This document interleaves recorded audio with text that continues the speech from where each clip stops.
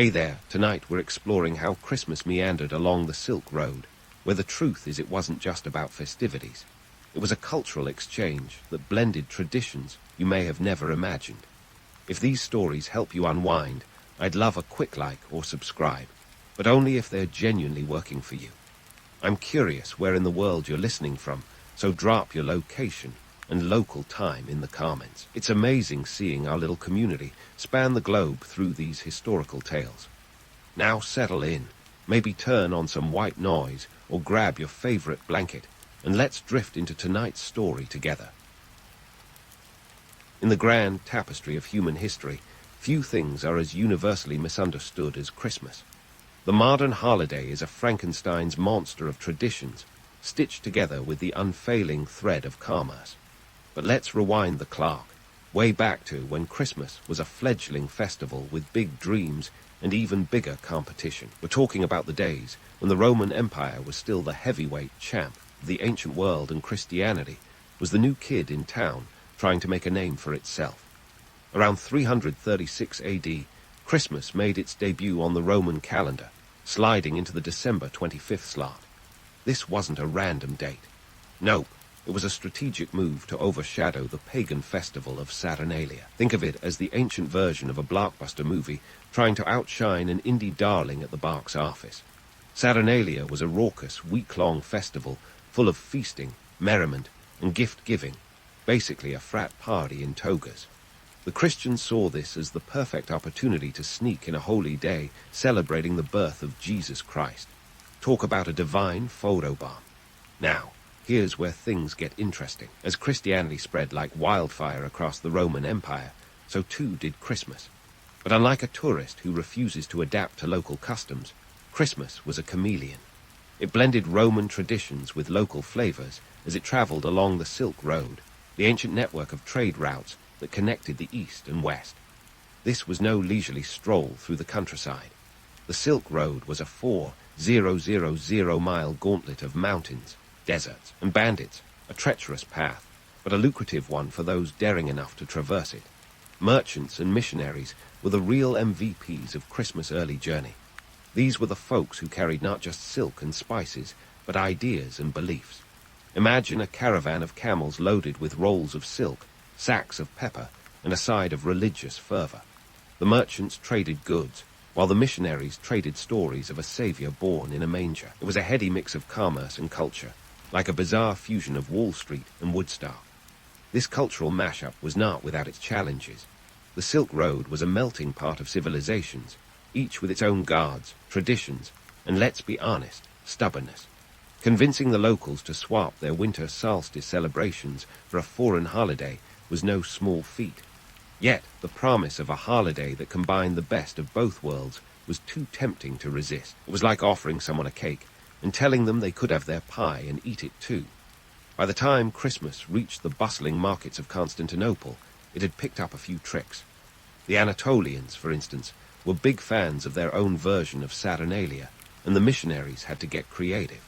They started incorporating elements of local folklore into their sermons, making the story of Christmas relatable, and dare we say, marketable. This wasn't just about spreading the good news. It was about making it palatable enough to compete with a good old-fashioned pagan bash. As Christmas continued its trek eastward, it encountered the empires of Persia, India, and eventually China. Each stop added a new layer to the holiday.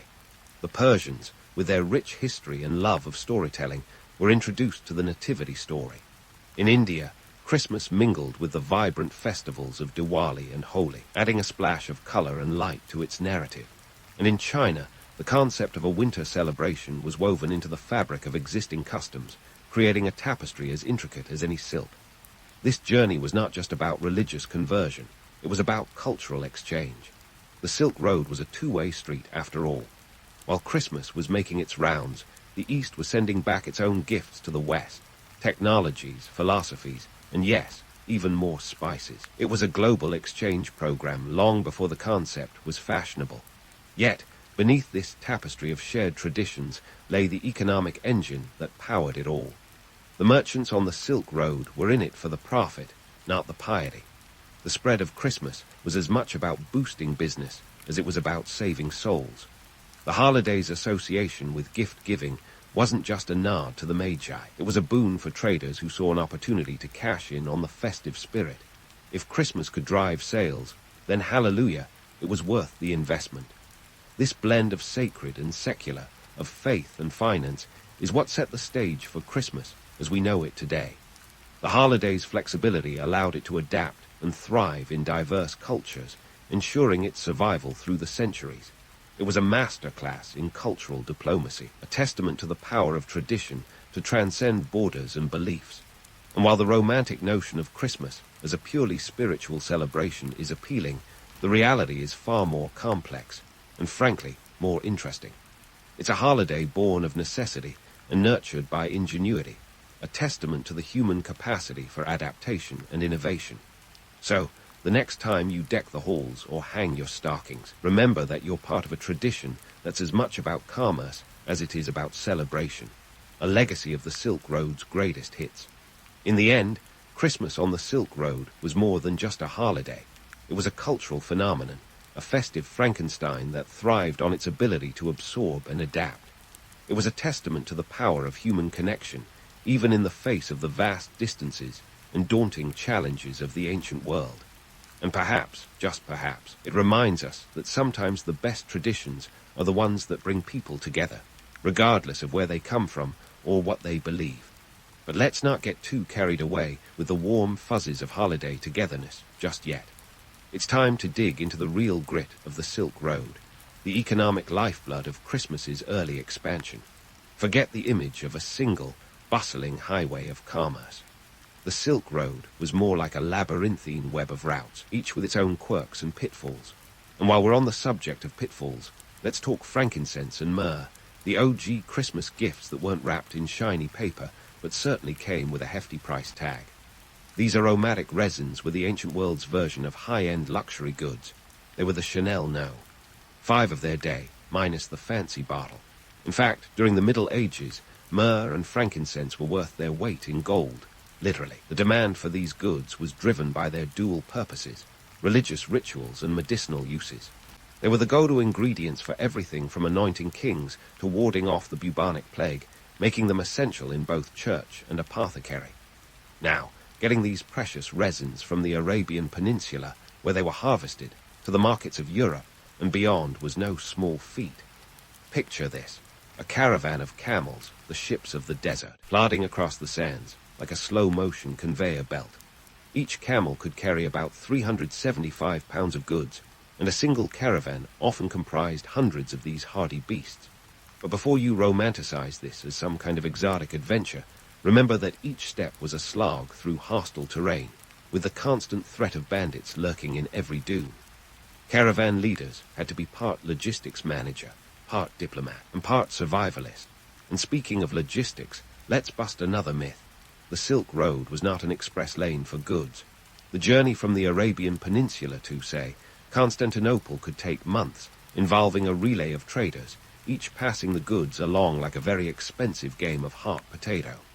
Traders had to navigate not just physical obstacles, but also political ones, negotiating taxes, tolls, and the occasional bribe to keep things moving smoothly.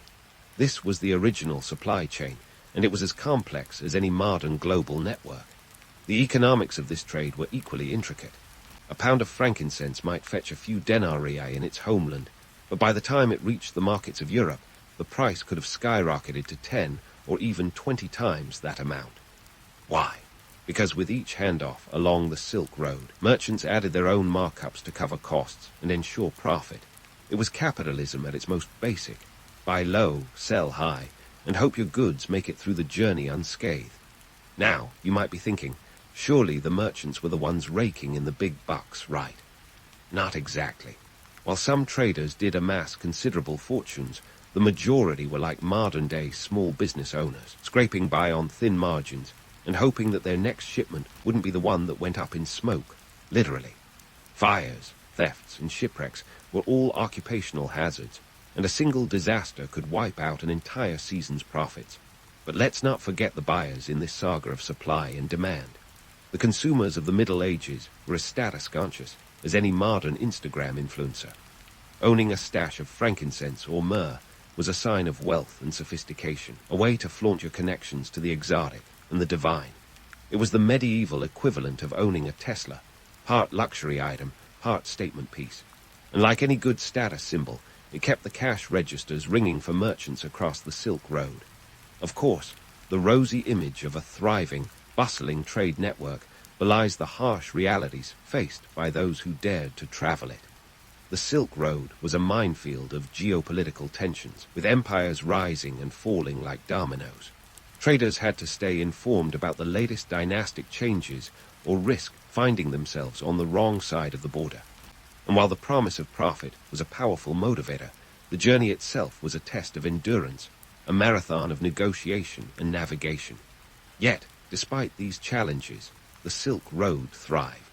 It was the backbone of a global economy long before the term even existed. The trade in goods like frankincense and myrrh was more than just a commercial enterprise. It was a conduit for cultural exchange, a means by which ideas, innovations, and traditions flowed between East and West. The goods themselves were imbued with stories and significance, each shipment a testament to the human drive to connect and communicate. And what about the myth of the Silk Road as a single, bustling highway, the ancient autobahn of commerce? It's as much a fantasy as Santa's sleigh. In reality, the Silk Road was a fragmented network of paths, each with its own rhythm and pace. Some sections were lively thoroughfares, teeming with traders and travelers, while others were desolate stretches of desert, where the only company was the howling wind. It was a world where patience was a virtue, and perseverance was the key to survival. So, as we peel back the layers of history, we find that the romance of the Silk Road is not in its grandeur, but in its grit. It's a tale of resilience and resourcefulness, a saga of survival against the odds. The merchants who braved its paths were not just traders. They were trailblazers, forging connections that would shape the world for centuries to come. In the end, the Silk Road was more than just a route for goods. It was a lifeline for ideas and innovation. The trade in frankincense and myrrh was just one chapter in a much larger story, a story that will continue to unravel in the next part of our journey. So, stay tuned as we delve deeper into the web of trade that brought Christmas to the world, one caravan at a time. The road ahead is long, but the journey is worth every step. Now, let's shift the lens from the gritty logistics and economic dance of the Silk Road to the vibrant cultural exchanges that occurred along this ancient highway of ideas.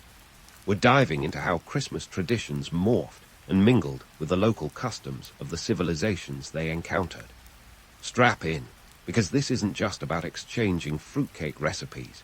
It's a deep dive into the fascinating world of cultural adaptation and religious syncretism. As the Christmas caravan clattered eastward, it found itself in the bustling embrace of India.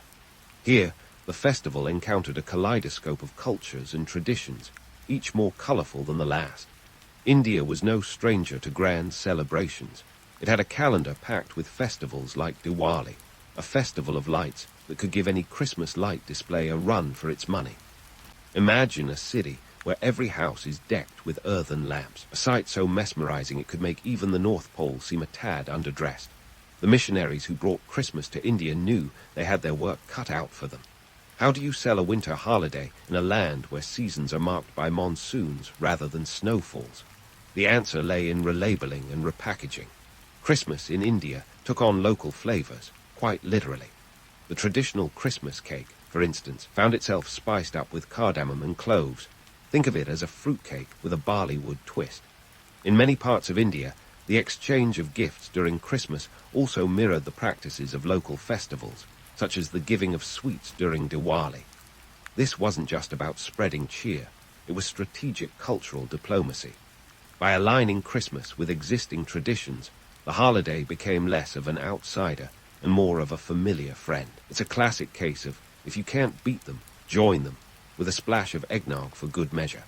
Meanwhile, farther east in China, Christmas found itself in a land where the very concept of a winter festival was novel. Remember, this was a society where Confucian values and ancestral worship held sway. The missionaries who arrived here must have felt like they were trying to sell ice to Eskimos, except the Eskimos had never even heard of ice. Yet, the Chinese had an ace up their sleeve: adaptability. Christmas in China slowly began to intertwine with local customs, becoming a celebration of family and togetherness. The Chinese had a knack for weaving foreign ideas into their existing tapestry of traditions without unraveling the whole cloth. One of the most fascinating adaptations was the exchange of apples on Christmas Eve. Why apples? The Chinese word for apple, pingyue, sounds remarkably similar to the word for peace, pingen. This clever linguistic twist turned a humble fruit into a symbol of the holiday spirit. Of course, this wasn't a one-way street. As Christmas traditions took on local colors, they also influenced native customs. The Silk Road wasn't just a thoroughfare for trade goods. It was a superhighway of ideas, a vast cultural crossroads where East met West in a never-ending exchange of philosophies, technologies, and yes, even holiday traditions.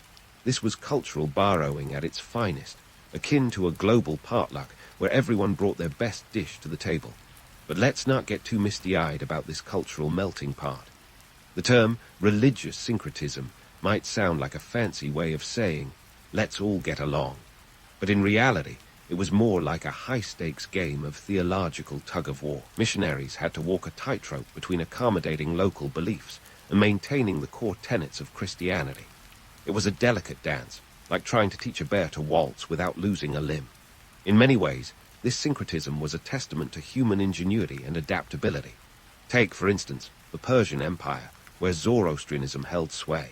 Here, the nativity story was interwoven with local tales of divine births and celestial events. The Magi, or wise men of Christmas fame, were a direct nod to the Zoroastrian priests who studied the stars. This was cultural borrowing with a side of stargazing, a celestial nod to a shared fascination with the heavens. These adaptations enriched the tapestry of Christmas, adding layers of complexity and meaning that would resonate through the ages. They also underscored a fundamental truth about cultural exchange. It's not just about swapping traditions. It's about finding common ground in a world of differences. A holiday that started as an upstart holy day on the Roman calendar had, by the time it reached the farthest reaches of the Silk Road, become a festival as multifaceted as a cut diamond. The impact of these exchanges was profound, shaping not just the way Christmas was celebrated, but also how societies viewed one another. The Silk Road was a living testament to globalization before globalization was even a thing. It was a world where ideas flowed as freely as goods, where the boundaries between cultures were porous and ever-shifting. And yet, beneath this tapestry of shared traditions and borrowed customs lay a more sobering reality. The Silk Road was also a stage for power struggles and cultural dominance. Spread of Christmas along these ancient routes was not just a triumph of faith over distance. It was also a reflection of the geopolitical forces at play. Empires rose and fell, leaving their mark on the holiday as surely as they left their footprints in the sands of time. So, as we continue to unravel the story of Christmas's journey along the Silk Road, let's remember that this is a tale of both romance and realism. It's a holiday born of adaptation and innovation, a celebration that thrived on its ability to evolve and endure. And while the myth of a singular, unchanging Christmas is appealing, the reality is far richer and, dare I say, far more interesting. In the next part of our journey, we'll delve deeper into the economic and political dynamics that shaped Christmas's evolution. We'll explore how the holiday adapted and was adapted by the diverse cultures it encountered on its long and winding road. So, stay tuned, because the story of Christmas on the Silk Road is far from over. The adventure continues, and there are many more miles to travel before we reach the end of this fascinating tale. But wait, before we dive into the diplomatic dance of Christmas along the Silk Road, let's acknowledge the elephant in the caravan, the empires. These political behemoths weren't just passive stagehands in the grand play of cultural exchange. They were the directors, pulling strings and setting the scene. From the Byzantines to the Tang dynasty, empires wielded their power like a maestro conducting a symphony, orchestrating the spread of ideas, faiths, and yes, even holidays. Take the Byzantine Empire, for instance, a political juggernaut that straddled Europe and Asia like a colossus.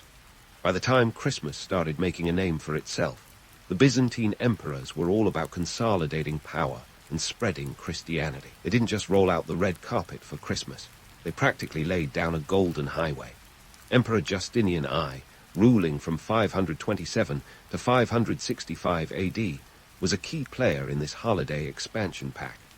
Known for his ambitious projects, like the construction of the Hagia Sophia, a marvel of architectural ingenuity, Justinian also saw Christmas as a valuable tool in his quest for religious unity. The holiday became a state-sanctioned event, complete with its own set of imperial edicts. Talk about a PR campaign with divine backing. But here's the kicker. While Justinian was busy promoting Christmas, he was also embroiled in the perpetual game of thrones that was Byzantine politics. This was a world where court intrigue was as common as baklava, and alliances shifted faster than sand in a desert storm. Yet, amidst the political turbulence, the Byzantine Empire managed to spread not just its faith, but its traditions across its vast territories. Christmas became a symbol of imperial identity, a way to unite diverse peoples under a single banner. And while the romantic notion of a harmonious empire is appealing, the reality was a patchwork quilt of cultures, stitched together with threads of political necessity. Meanwhile, over in the east, the Tang dynasty was flexing its own imperial muscles. Ruling from 618 to 907 AD, the Tang emperors presided over a golden age of Chinese civilization. Their empire was a veritable melting pot of cultures, thanks in no small part to the Silk Road. The Tang court was a hive of activity, where traders and diplomats rubbed shoulders with scholars and artisans. It was a world where the exchange of ideas was as valuable as the exchange of silks and spices. And into this vibrant mix came the whispers of a winter festival, carried by the winds of change. But let's not sugarcoat it. The Tang emperors were as shrewd as they were sophisticated. They saw the potential of Christmas not just as a cultural curiosity, but as a diplomatic tool. By embracing foreign traditions, the Tang court could project an image of cosmopolitan sophistication, a beacon of cultural enlightenment.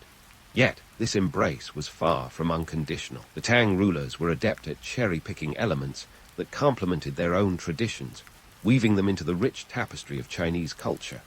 It was cultural diplomacy with a side of political pragmatism. Now, speaking of diplomacy, let's talk about the unsung heroes of this story, the missionaries. These intrepid souls were the spiritual salesmen of their time, peddling the promise of salvation like door-to-door evangelists with a divine calling card. But this wasn't just about converting the masses. It was about navigating the treacherous waters of religious diplomacy. Missionaries had to be part theologian, part linguist, and part diplomat, all rolled into one. They were the original cultural chameleons, adapting their message to suit their audience while staying true to their faith. Consider the case of Nestorian Christians, who ventured into the heart of Asia in the 7th century. These were the spiritual trailblazers who carried the message of Christmas eastward, establishing churches and communities along the way. Yet, their journey was far from smooth sailing. The political landscape was as volatile as a cauldron of boiling oil, and the Nestorians had to tread carefully. They navigated alliances with local rulers, leveraging their faith as both a spiritual offering and a diplomatic bargaining chip. It was a high-wire act, a tightrope walk between faith and politics. Yet the influence of these missionaries was profound. They introduced new ideas and traditions, planting the seeds of cultural exchange that would flourish in the centuries to come. The spread of Christmas was not just a tale of religious fervor. It was a testament to the power of diplomacy, a reminder that sometimes the pen is mightier than the sword, or in this case, the sermon more persuasive than the decree. But let's not romanticize the role of diplomacy too much. The sanitized narrative of peaceful cultural exchange often glosses over the harsh realities of empire and conquest. The spread of Christmas was not just a story of willing acceptance, it was also one of coercion and compromise. Empires had a way of imposing their will, and the adoption of new traditions often came at the cost of erasing or subsuming existing ones. It was a zero-sum game, a cultural chess match where the stakes were nothing less than identity and survival. And yet, amidst the political machinations and power struggles, the spirit of Christmas managed to endure. It was a holiday that thrived on its adaptability, a celebration that could be molded to fit the contours of any culture. This was not just a testament to the ingenuity of its proponents, but to the resilience of the human spirit. Christmas became a mirror, reflecting the values and aspirations of each society it touched. It was a festival that transcended borders, a celebration of both the sacred and the secular. So, as we continue our journey along the Silk Road, let's remember that the story of Christmas is not just a tale of tinsel and tradition. It's a saga of struggle and survival, a chronicle of cultural exchange in all its messy, magnificent glory. And while the myth of a singular, unchanging holiday is comforting, the reality is far richer and more complex. Christmas is a testament to the power of adaptation and innovation, a celebration that has endured the test of time, and will continue to do so as long as there are stories to tell and songs to sing. Stay tuned as we delve deeper into this fascinating tale, exploring the economic and political dynamics that shaped Christmas's evolution along the Silk Road. There are many more miles to travel and stories to uncover in this grand adventure. The road ahead is long, but the journey is worth every step. As we meander along the final stretch of our Silk Road Odyssey, let's take a moment to admire the intricate tapestry that Christmas has woven across continents and centuries. It's not just a holiday, it's a cultural chameleon that has changed its colors to fit the backdrop of every civilization it encountered. From the bustling bazaars of Constantinople to the serene landscapes of Tang China, Christmas absorbed and adapted, proving that the holiday spirit is more resilient than a cockroach in a nuclear bunker. Now, speaking of adaptability, let's debunk one of the most pervasive myths, the idea that Christmas spread purely through peaceful cultural exchange. While it's a lovely notion, like imagining the world as one big, harmonious choir singing, silent night, the reality was a bit more discordant. Empires didn't just gently nudge their subjects towards new traditions, they often shoved them with the subtlety of a stampeding elephant. The Byzantine Empire, for instance, wasn't just about sharing Christmas cheer. It was about asserting dominance, using religion as a tool of cultural imperialism. It's like offering someone a slice of fruitcake and insisting they eat it, or else. But here's the kicker. Despite these heavy-handed tactics, the people along the Silk Road weren't mere passive recipients of Christmas traditions. They were active players in this game of cultural chess. Take the Nestorian Christians we mentioned earlier. They were like the original influencers, spreading Christmas vibes while also picking up local customs like a cultural BOGO deal. By the time the holiday reached the farthest reaches of the Silk Road, it was a dazzling mosaic of traditions, each piece telling its own story of adaptation and survival. And it wasn't just about swapping customs or blending festivities. Christmas's journey along the Silk Road also reflected broader themes of economic ambition and political maneuvering. The trade routes themselves were like the veins of a global economy, pulsating with commerce and cultural exchange. Merchants weren't just peddling silks and spices. They were the carriers of new ideas, inadvertently spreading the Christmas gospel with every transaction. It's the ancient equivalent of product placement, where the real product was a new way of celebrating. Now, let's dive into the economics of this holiday bonanza. Remember those luxurious resins, frankincense and myrrh? They were the Bitcoin of their day, their value skyrocketing as they traversed the Silk Road. But the real economic powerhouse behind Christmas was its adaptability as a commercial opportunity. The ancient merchants knew that a holiday celebrating gift-giving was a golden goose, and they weren't about to let it waddle away. This was capitalism at its finest, where the sound of jingle bells was matched only by the ring of cash registers. Yet, amidst this commercial frenzy, let's not forget the broader picture. The evolution of Christmas on the Silk Road is a microcosm of cultural interaction and adaptation. It shows us how societies absorbed foreign influences, reshaped them, and made them their own. This wasn't just about borrowing a tradition here or a custom there. It was about creating something new and enduring. It's the historical equivalent of remixing a classic hit into a chart-topping anthem. Fast forward to today, the legacy of Christmas's Silk Road journey is still palpable. Modern celebrations are a testament to the holiday's enduring adaptability. Whether it's KFC dinners in Japan, yes, that's a thing, or elaborate nativity scenes in Naples, Christmas continues to be a cultural chameleon, absorbing and reflecting the values of each society it touches. And while the romantic image of a universal Christmas persists, the reality is far more nuanced and far more interesting. So, what do we take away from this grand tale of celebration and commerce, religion and adaptation? Perhaps it's the recognition that Christmas, like the Silk Road itself, is a testament to the power of human ingenuity. It's a holiday that has thrived not because it remained unchanged, but because it embraced change. It's a celebration of both the sacred and the secular, a reminder that the true spirit of Christmas lies in its ability to bring people together, regardless of their beliefs or backgrounds. As we wrap up our journey, let's remember that the story of Christmas on the Silk Road is more than just a historical footnote.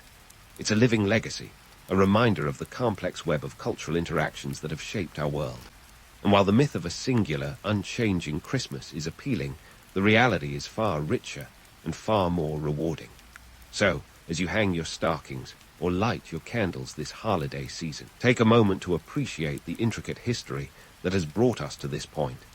It's a tale of resilience and adaptation, a celebration that continues to evolve and endure, proving that the spirit of Christmas is as timeless as it is adaptable. The Victorians, those masters of industrial prowess and social disparity, had an economic landscape as varied as their famous Dickensian novels. In this world, a single orange could shine like a beacon of luxury amid the soot-stained cobblestones of London. Now, before you roll your eyes and think, it's just a fruit, let's dive into the numbers and realities that made this citrus sphere more than a mere garnish. Picture a bustling London street in the mid-1800s, where the air is filled with the unmistakable aroma of progress.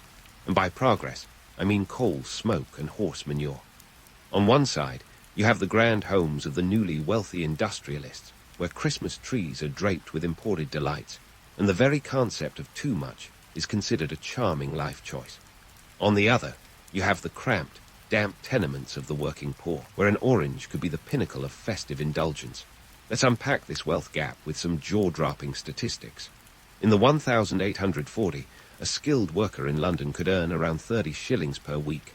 Not bad, right? But hold on. After coughing up money for rent, food, and those delightful coal taxes, they were left with barely enough to keep the chimney sweep from falling down their own, well, chimney. Meanwhile, an unskilled labourer might earn a mere 10 shillings a week, which would barely cover the cost of basic sustenance. And speaking of costs, let's talk about oranges.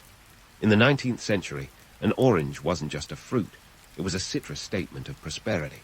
Imported from the sun-kissed groves of Spain or the far reaches of the Mediterranean, an orange could set you back a whole sixpence.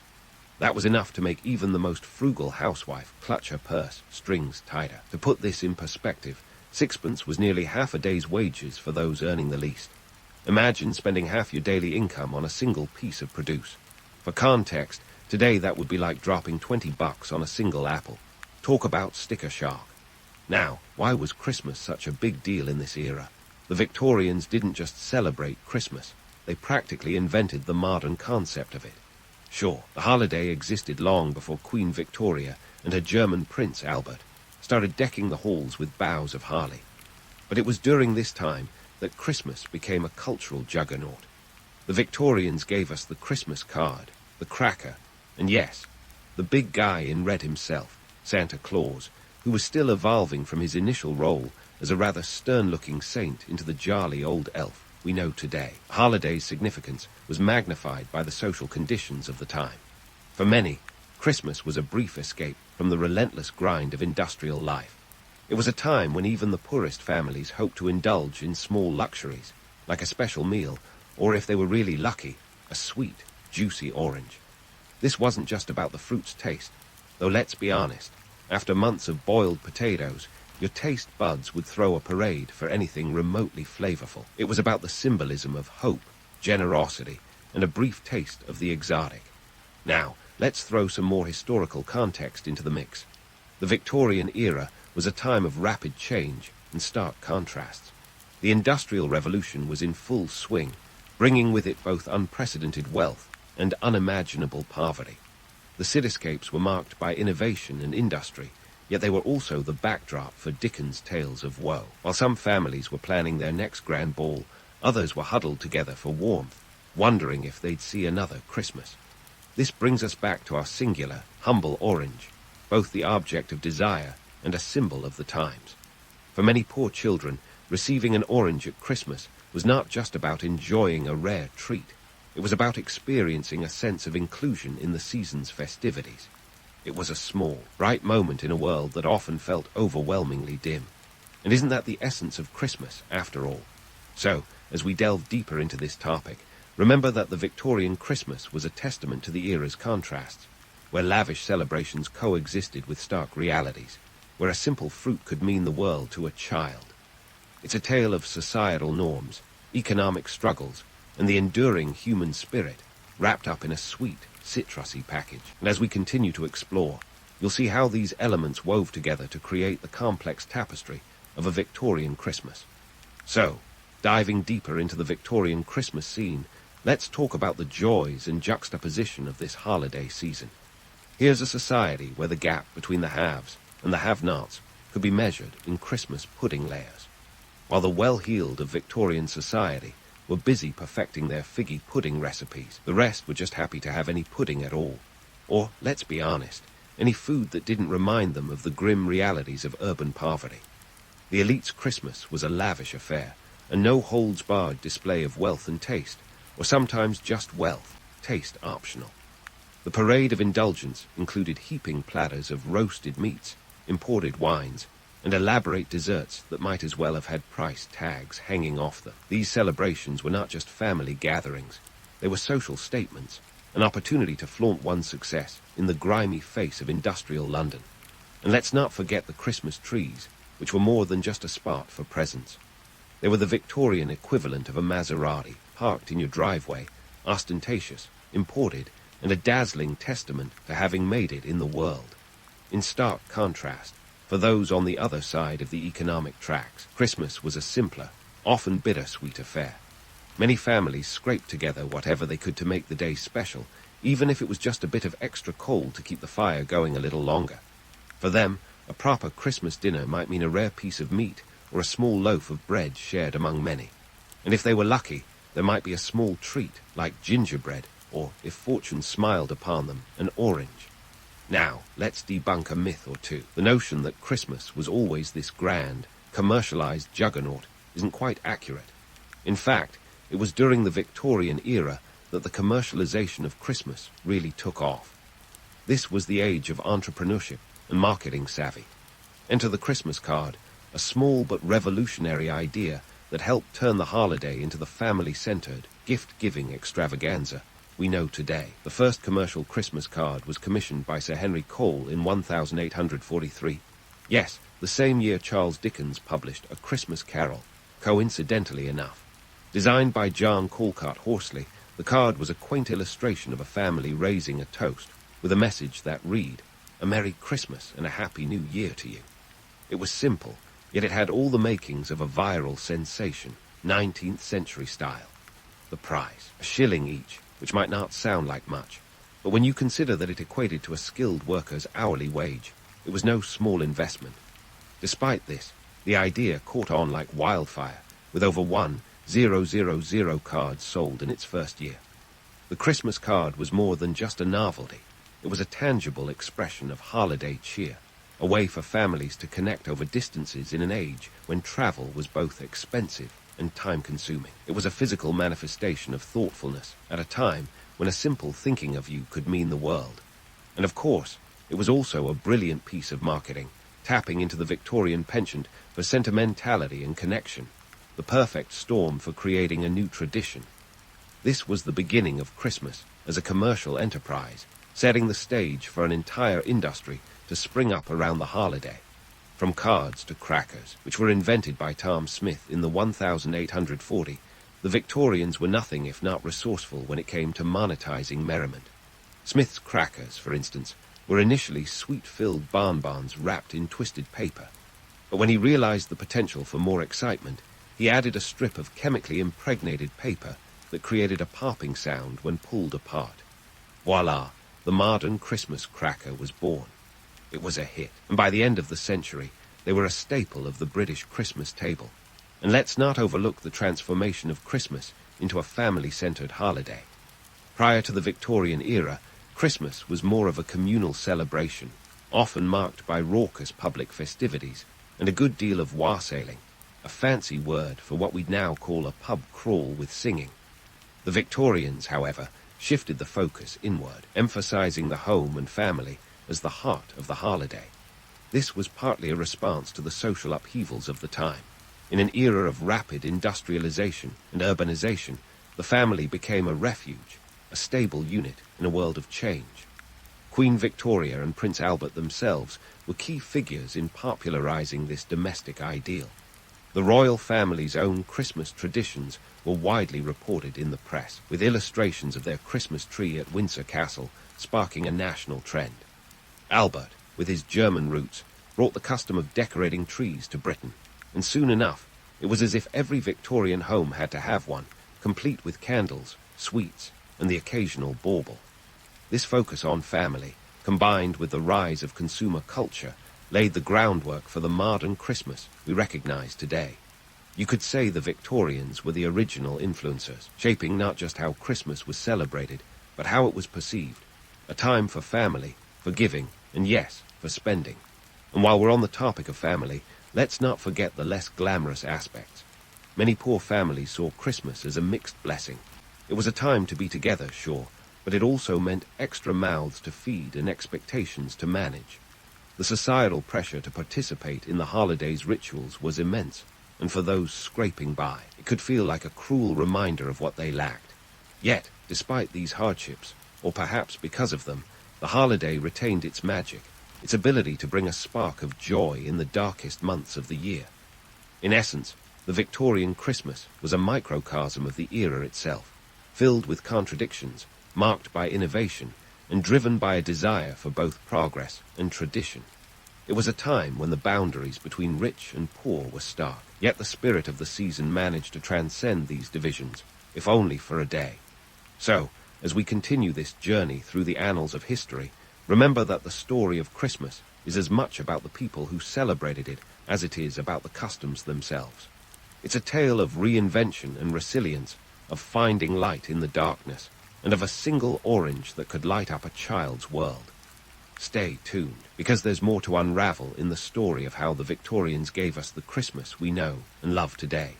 And while we've been strolling through the opulent parlours of Victorian Christmases past, let's pivot to the other side of the tracks, where the air's a bit thicker with soot and life isn't exactly festooned with tinsel. Welcome to the world of poor children in Victorian England, a place where surviving winter was a triumph in itself, and a single orange could light up a kid's Christmas like a festive miracle. Let's kick things off with a reality check. The Industrial Revolution may have been the steam engine of progress, but it was no candy store for the underprivileged. In fact, for many families, it was more of a cruel treadmill, with kids as young as 5 being sucked into the workforce like cogs in a machine. Factory jobs were the name of the game, and these weren't your cushy desk gigs. We're talking about 12 to 16-hour days in appalling conditions, for pennies on the hour, literally.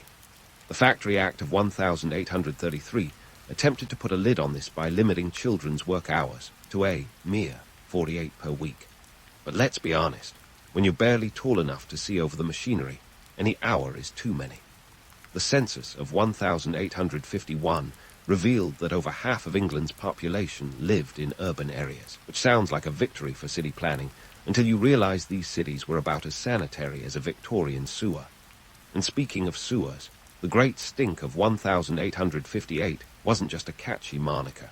It was a literal event where the Thames turned into a river of refuse, forcing MPs to flee their chambers. If that doesn't paint a picture of urban living, I don't know what does. In these crowded cities, children were more than just cute little faces. They were economic assets. Charles Booth's poverty maps from the late 19th century show that over 30% of Londoners lived in abject poverty, and every pair of hands contributed to keeping a roof over the family's head. You see, the Victorians weren't just raising kids, they were breeding miniature breadwinners. But let's not paint it all bleak. Amidst the grime and grind, there was resilience. These kids might have shared beds with a half-dozen siblings, but they also shared stories, dreams, and yes, the occasional stolen moment of joy. Enter the orange, a bright, zesty symbol of the exotic and the unattainable. For these children, an orange wasn't just a fruit. It was a piece of sunshine in a world perpetually overcast. Now, how did an orange achieve such celebrity status? Well, for starters, they were as rare as a Victorian smile in a daguerreotype. Oranges were imported, usually from Seville or Valencia, and their journey from sun-dappled groves to foggy London streets was a logistical feat.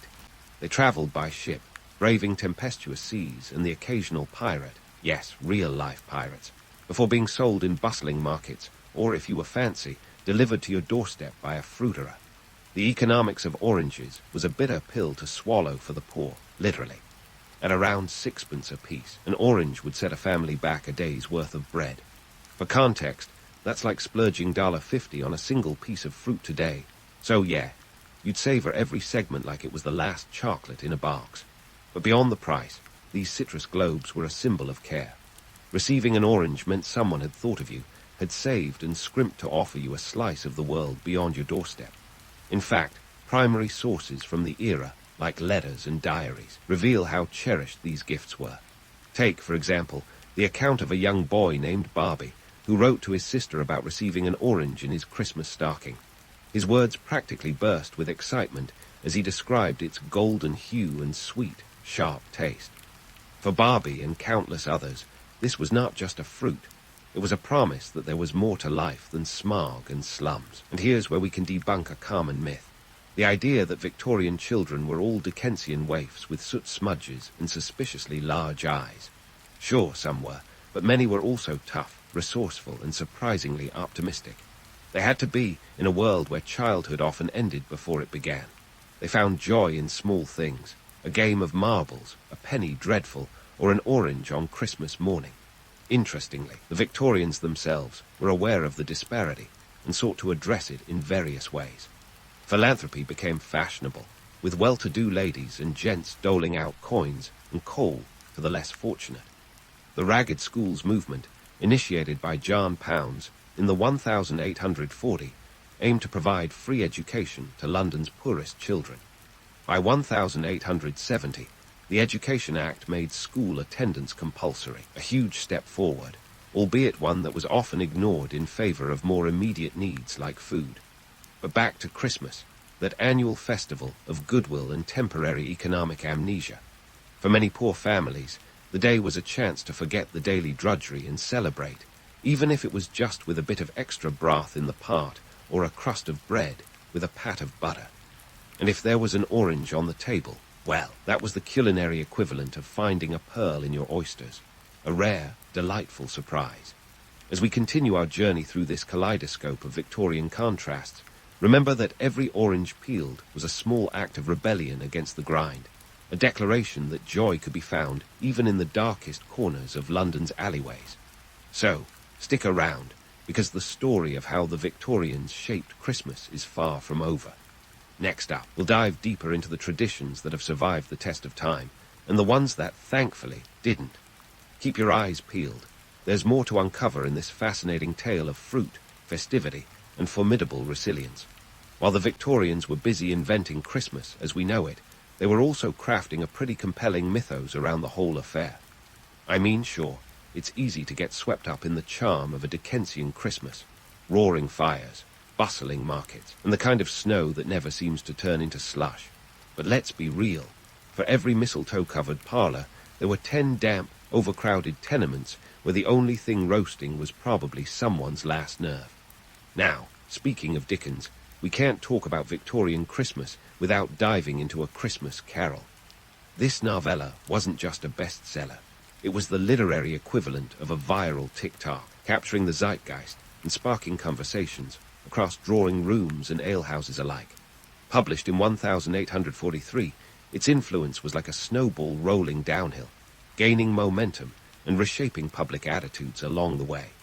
Charles Dickens, the man of the hour, was no stranger to the harsh realities of life. Born into modest means and forced to work in a boot-blacking factory at the tender age of 12 due to his family's financial woes, Dickens understood the stark divide between wealth and poverty firsthand.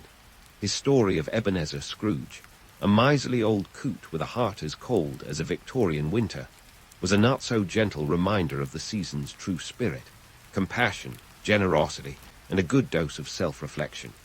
Now, why did this tale resonate so deeply? Well, in part because it shone a glaring light on the inequalities of Victorian society. Here was a world where the wealthy could afford to be oblivious to the plight of others, while the poor huddled together for warmth, sometimes literally. A Christmas Carol was both a reflection of the times and a catalyst for change, encouraging readers to look beyond their own hearths and notice the struggles right outside their frosted windows. But let's not romanticize Dickens too much. The novella also played into the growing sentimentality of the era, wrapping its social critique in a cozy, festive package. Who doesn't love a good redemption arc, especially when it comes with a side of figgy pudding? The transformation of Scrooge from miser to benefactor was as satisfying as a well-cooked Christmas goose. It offered hope that even the hardest hearts could thaw in the warmth of human kindness. Yet, let's not gloss over the fact that for many, this story was more aspirational than realistic. While Scrooge had the luxury of choosing to be generous, countless others were scraping by with little choice in the matter. Victorian England was a nation where philanthropy was often a band-aid on a festering wound, addressing symptoms rather than causes. The Poor Law Amendment Act of 1834, for example, aimed to reduce the cost of looking after the poor by sending them to workhouses, those cheerful spots where families were separated and conditions were, we say, less than jolly. And while we're at it, let's debunk the myth that A Christmas Carol single-handedly reinvented Christmas. True, it played a role in the holiday's resurgence, but the Victorians were already jazzing up the festivities before Scrooge ever uttered, "Bah, humbug." Queen Victoria and Prince Albert had already popularized the Christmas tree, and the middle classes were beginning to embrace the idea of the holiday as a time for family and reflection. Still, the novella's impact was undeniable. It helped cement Christmas as a time of giving and goodwill, nudging society toward a kinder, more inclusive vision of the holiday. And for that, Dickens deserves a tip of the proverbial top hat. Now, let's pivot back to those harsh realities that A Christmas Carol so poignantly highlighted. The Industrial Revolution may have lined the pockets of many a factory owner, but it was also a period of significant hardship for the working class. The 1840, known as the Hungry Forties, were marked by economic depression and high unemployment. The Irish potato famine of 1845-1852 brought even more turmoil as Irish immigrants flooded into British cities, often facing hostility and discrimination. In these trying times, the holiday season was both a blessing and a burden. For many families, Christmas was a welcome distraction, a brief respite from the relentless grind of daily survival. But it also highlighted what they lacked, a stark reminder of the gap between their lives and the idealized celebrations depicted in the novella and on the pages of emerging Christmas cards. It's worth noting that the Victorian emphasis on family and domesticity, while comforting for some, could feel suffocating for others. Women were largely confined to the home, their roles as mothers and caretakers romanticized yet undervalued. The angel in the house trope, popularized by Coventry Patmore's 1854 poem, painted a picture of the ideal woman as selfless and devoted, a notion that left little room for personal ambition or independence.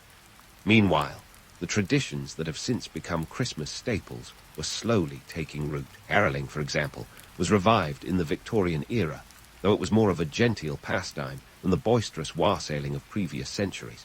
And while we like to think of carolers spreading cheer on every corner, the reality was that many sang out of necessity, hoping to earn a few coins in exchange for their tunes. And let's talk about the food. Oh, the food. The Victorian Christmas dinner was a sumptuous affair for those who could afford it, featuring roast beef, goose, or turkey, along with a spread of side dishes and desserts that would make any modern foodie drool. But for the poor, it was often a far cry from this feast. A bit of meat, if they were lucky, or a hearty stew might be the extent of their holiday indulgence. Yet even in these humble meals, there was a sense of occasion, a chance to come together and share what little they had. So, as we peel back the layers of Victorian Christmas, we find a tapestry woven with threads of both tradition and transformation. It was an era of contradictions, where progress and poverty walked hand in hand, and where the spirit of the season could be found in both opulent banquets and modest gatherings. As our exploration continues, we'll dive deeper into the traditions that have endured and those that have faded into the annals of history. Stay tuned, because the story of how the Victorians sculpted the Christmas canvas is as rich and complex as a plum pudding, and just as worth savouring. And so, as we dig deeper into the legacy of Victorian Christmas, we come face to face with the kaleidoscope of tradition and transformation that continues to colour our modern holiday festivities. The Victorians, those industrious architects of Yuletide cheer, left behind a blueprint that still informs how we celebrate today. But before we get too misty-eyed about chestnuts and open fires, let's navigate the path from Victorian innovation to modern-day merriment with a critical eye. First, let's address the enduring myth of a simpler, more meaningful holiday. The Victorian Christmas, for all its charm, was not exactly a Hallmark card come to life. Sure, the narrative of a cozy family gathering around the hearth is appealing, but it was also a carefully constructed ideal. Reality was often more about economic showmanship, a chance for the emerging middle class to flex their newfound prosperity. Think of it as the Instagram of its day, where appearances often mask the messy truth. Yet, there's something to be said for the sincerity behind the spectacle. The Victorians weren't just about flaunting wealth. They were also about cultivating warmth and camaraderie in a rapidly changing world. The Industrial Revolution had uprooted traditional lifestyles, and amidst the clamour of progress, Christmas offered a chance to reconnect with human values. It was a time to pause, reflect, and as Charles Dickens would have us believe, let the spirit of goodwill thaw even the frostiest of hearts. Interestingly, this narrative of simplicity and connection has persisted. In a world now dominated by Black Fridays and Cyber Mondays, the Victorian ideal of Christmas as a time of genuine togetherness resonates more than ever. It's a reminder that beyond the commercial chaos lies a deeper longing for connection, a sentiment that has withstood the test of time even as the trappings of the holiday have evolved. Now, on to the lasting impact of Victorian traditions. Take, for example, the Christmas tree, a staple of modern holiday decor that owes its popularity to Prince Albert's influence. Before the Victorian era, the Christmas tree was a relatively obscure custom in Britain, primarily associated with German immigrants. But once the royal couple was depicted in 1848 standing beside a lavishly decorated tree, the nation collectively decided that no home was complete without this evergreen centerpiece. Today, it's hard to imagine a Christmas without one, whether it's a towering real fir or an artificial one sprayed with a touch of fake snow. The Christmas card, too, has left its indelible mark. While the digital age has seen a decline in traditional snail mail, the sentiment remains. That simple act of reaching out, of saying, "I'm thinking of you," encapsulates the Victorian ethos of connection. And while e-cards have replaced hand-delivered greetings, the desire to connect, to bridge distances with a few heartfelt words, remains unchanged. But let's not ignore the commercial juggernaut that Christmas has become, a phenomenon with its roots firmly planted in the Victorian era. The holiday season now drives a significant portion of the global retail economy, a reality that would likely have impressed even the most entrepreneurial Victorian. Yet, beneath the layers of wrapping paper and tinsel, the core of the holiday, its focus on family, gratitude, and goodwill, endures, a testament to the era's lasting influence. As we reflect on the Victorian Christmas, it's essential to acknowledge the lessons learned from its economic and social challenges. The era was marked by stark inequalities, with the lavish celebrations of the wealthy juxtaposed against the harsh realities faced by the poor. Yet, amidst these contrasts, there was a push toward social reform, driven by a recognition of shared humanity. Philanthropy became fashionable, and the seeds of social change were sown, leading to improvements in education, labor rights, and public health. These lessons are particularly relevant today as we grapple with our own societal challenges.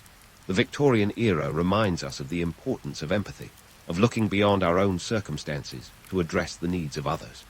It's a call to action, urging us to carry forward the spirit of generosity and compassion that define the best of Victorian values. In conclusion, the legacy of the Victorian Christmas is a rich tapestry of tradition, transformation, and timeless truths. It's a reminder that while the world may change, the essence of the holiday, its capacity to bring warmth and joy into our lives, remains constant. So next time you hang an ornament or send a card, take a moment to appreciate the history woven into these acts, and let them inspire you to kindle a bit of Victorian magic in your own celebrations. After all, as the Victorians knew all too well, the true spirit of Christmas lies not in the gifts we give, but in the love and connection we share. If you found yourself waking up in ancient Rome, you'd be greeted not by the gentle hum of a city slowly stirring awake, but by the clamour of a household bustling with the energy of 20-something slaves. Yes, that's right, 20. Forget the image of the Roman matron lounging with grapes in hand. You're more likely to be dealing with logistics that would put a modern-day project manager to shame. Running a Roman household was no walk in the Forum. Now, let's talk breakfast. A Roman meal wasn't the Instagrammable avocado toast of today. The typical matron's morning began with a frugal fare, flatbread, maybe some cheese, and if you're feeling extravagant, a touch of honey. The breakfast of champions. Not quite. This modest spread wasn't just about simplicity. It was steeped in economic pragmatism. Grain prices fluctuated wildly, thanks to the whims of weather and war. Imagine keeping your pantry stocked when a bushel of wheat could cost you a day's labor if the gods weren't feeling generous. As you sip on your diluted wine, because anything stronger would be considered uncouth for a woman, let's debunk the myth of the placid Roman household. Managing your crew of slaves was akin to running a small business. You'd handle everything from procuring supplies to ensuring that the villa didn't collapse into chaos. And forget about leisurely mornings. Your to-do list was longer than the Tiber. You were both CEO and HR, juggling roles that required tact, discipline, and let's face it, a pinch of ruthlessness. Societal expectations were the ever-present spectre haunting your every move. Roman women were expected to embody pudicitia, modesty, and chastity, like it was a badge of honor. Your reputation was your most valuable currency, so no pressure there. Yet, these same societal norms dictated a woman's worth by her ability to manage not just her household, but her husband's reputation. Fail at either, and you'd find yourself the subject of hushed whispers in the Forum. But let's not ignore the muscle behind these operations, the slaves. Each had a role, from the cook sweating over a smoky hearth to the scribe managing correspondences with a level of precision that would make a modern secretary blush. The economic engine of your household relied on them, yet they were often invisible in the grand narratives of Roman history. Their labor was the backbone of your daily life, yet they lived on the margins, with rights that could be counted on a gladiator's missing fingers. Of course, the romantic notion of the Roman matron as a passive figure is as misleading as it is enduring. Women in ancient Rome wielded a quiet power, the kind that didn't need to shout, but whispered with the authority of a well-placed word or a strategic alliance. They navigated a world that saw them as secondary by embracing roles that were anything but. So, as you prepare to step into the bustling streets of Rome, remember, this isn't a world of marble statues and grandiose gestures. It's a place where the day-to-day grind is as gritty as it gets.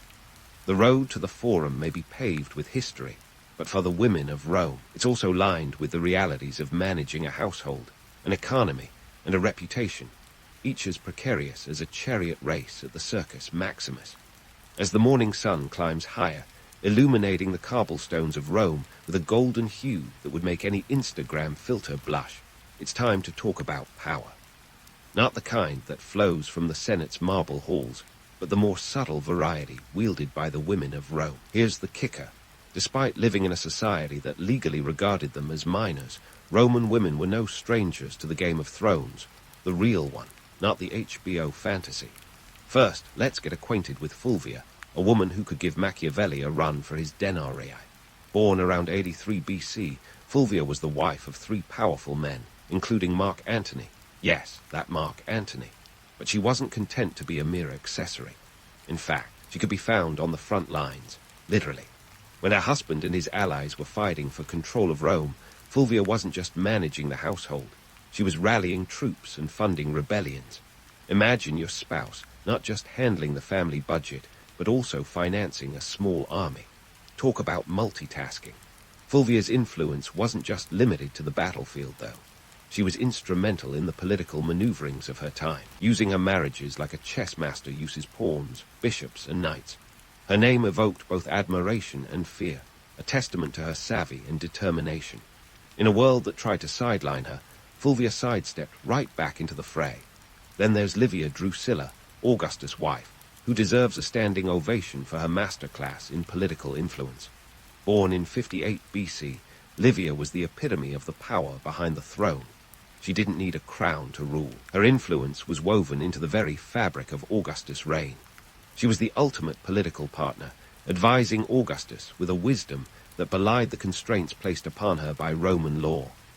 Livia's political acumen was legendary. She was said to have orchestrated the succession of her son Tiberius as emperor, a feat that required both strategic brilliance and, let's be honest, a bit of cunning. Rumors swirled about her involvement in the untimely demise of potential rivals, but whether or not they were true, they highlighted the perception of her as a force to be reckoned with. Her life was a testament to the fact that in Rome, a well-timed whisper could hold more power than the loudest shout. But let's not get carried away with romantic notions of these women as mere manipulators.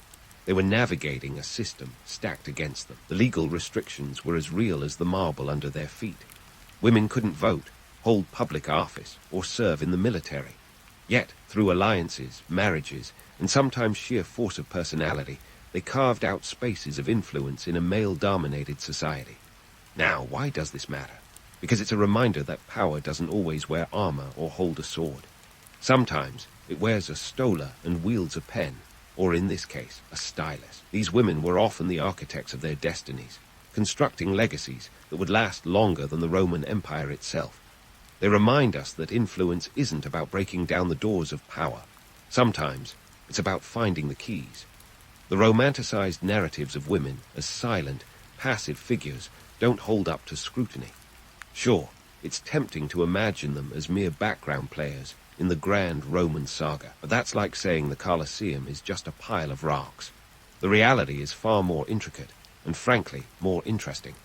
Women like Fulvia and Livia were the exception rather than the rule, but they exemplify the potential for influence that existed even in a society determined to limit it. They show us that even when the odds are stacked against you, there's room for maneuvering, for strategic thinking, for power, even if it must be wielded from the shadows. As the sun reaches its zenith and casts no shadows, it's fitting to reflect on these women who operated in the shades of the political sphere. Their stories are a testament to the complexity of power dynamics in ancient Rome, where the public face of authority was often male, but the whispers behind the scenes could set empires in motion. So, as the day continues, remember, the women of Rome didn't just navigate the political landscape, they helped shape it, proving that sometimes the most influential voices are the ones you don't hear until you really start listening. As the sun continues its afternoon arc over the bustling streets of Rome, casting light on both the grandeur and the grit, let's dive into the world of Roman women and their surprising relationship with education and literacy. Now, if you think the idea of a literate Roman woman is as mythical as a unicorn, prepare to have your toga knocked off. While the stereotype might suggest that Roman women were too busy weaving or attending to the household to engage in intellectual pursuits, the reality is a tad more nuanced. First, let's tackle the literacy rates. Contrary to popular belief, many Roman women, particularly those from elite families, were literate. Sure, they weren't penning epic poems or drafting legal documents. Leave that to the Ciceros of the world. But they were definitely reading them. Literacy among women in Rome was not universal, but it was also not non-existent. Estimates suggest that about 10-20% of the Roman population could read and write, and among the elite, those numbers were higher. Let's face it, if you're married to a senator and hosting dinner parties where the main course is political debate, you better understand the menu, so to speak. Now, let's talk materials.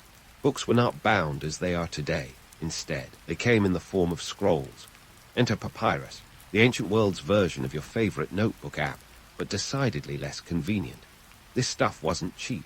One sheet of papyrus could run you a few denarii, which doesn't sound like much until you realize that's a day's wage for a laborer. Imagine having to choose between literacy and lunch. No wonder the Romans were thin.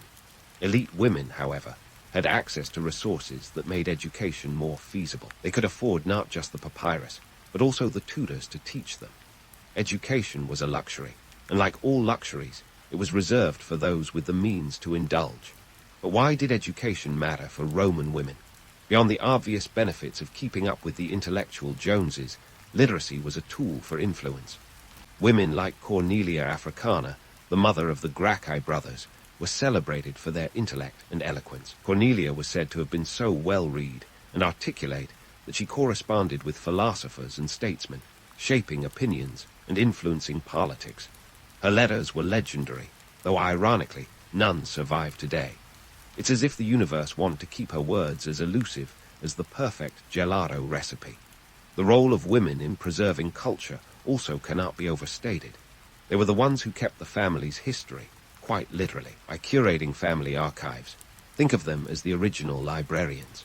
This was no small feat in a society that valued oral tradition, but also understood the permanence of the written word. The matron of the house often ensured that the family's accomplishments were recorded for posterity, effectively crafting the narrative that would be passed down through generations.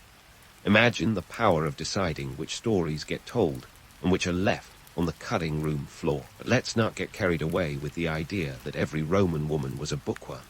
The divide between the elite and the lower classes was as wide as the Circus Maximus.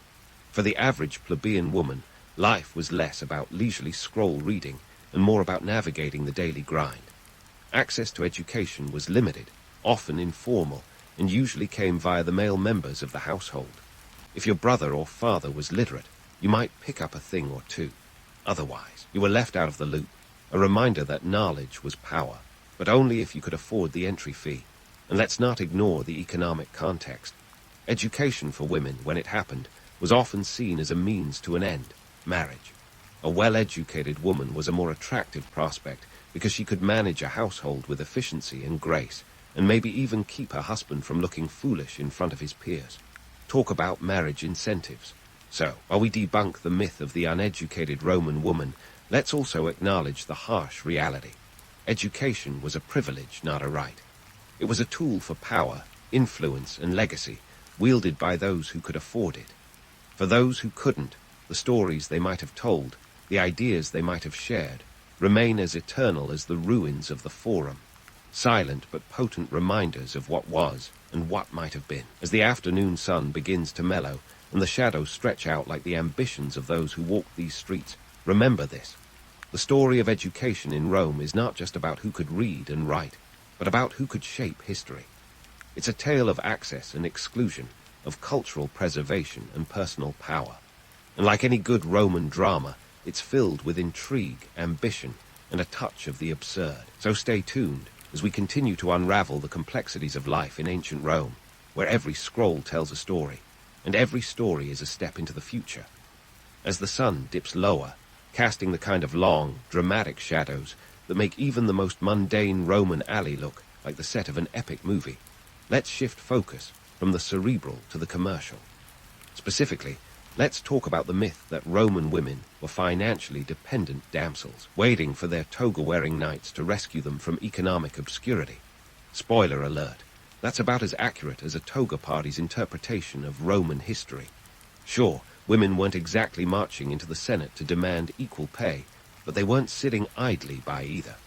Roman women, especially those who had some means, were all about that side hustle.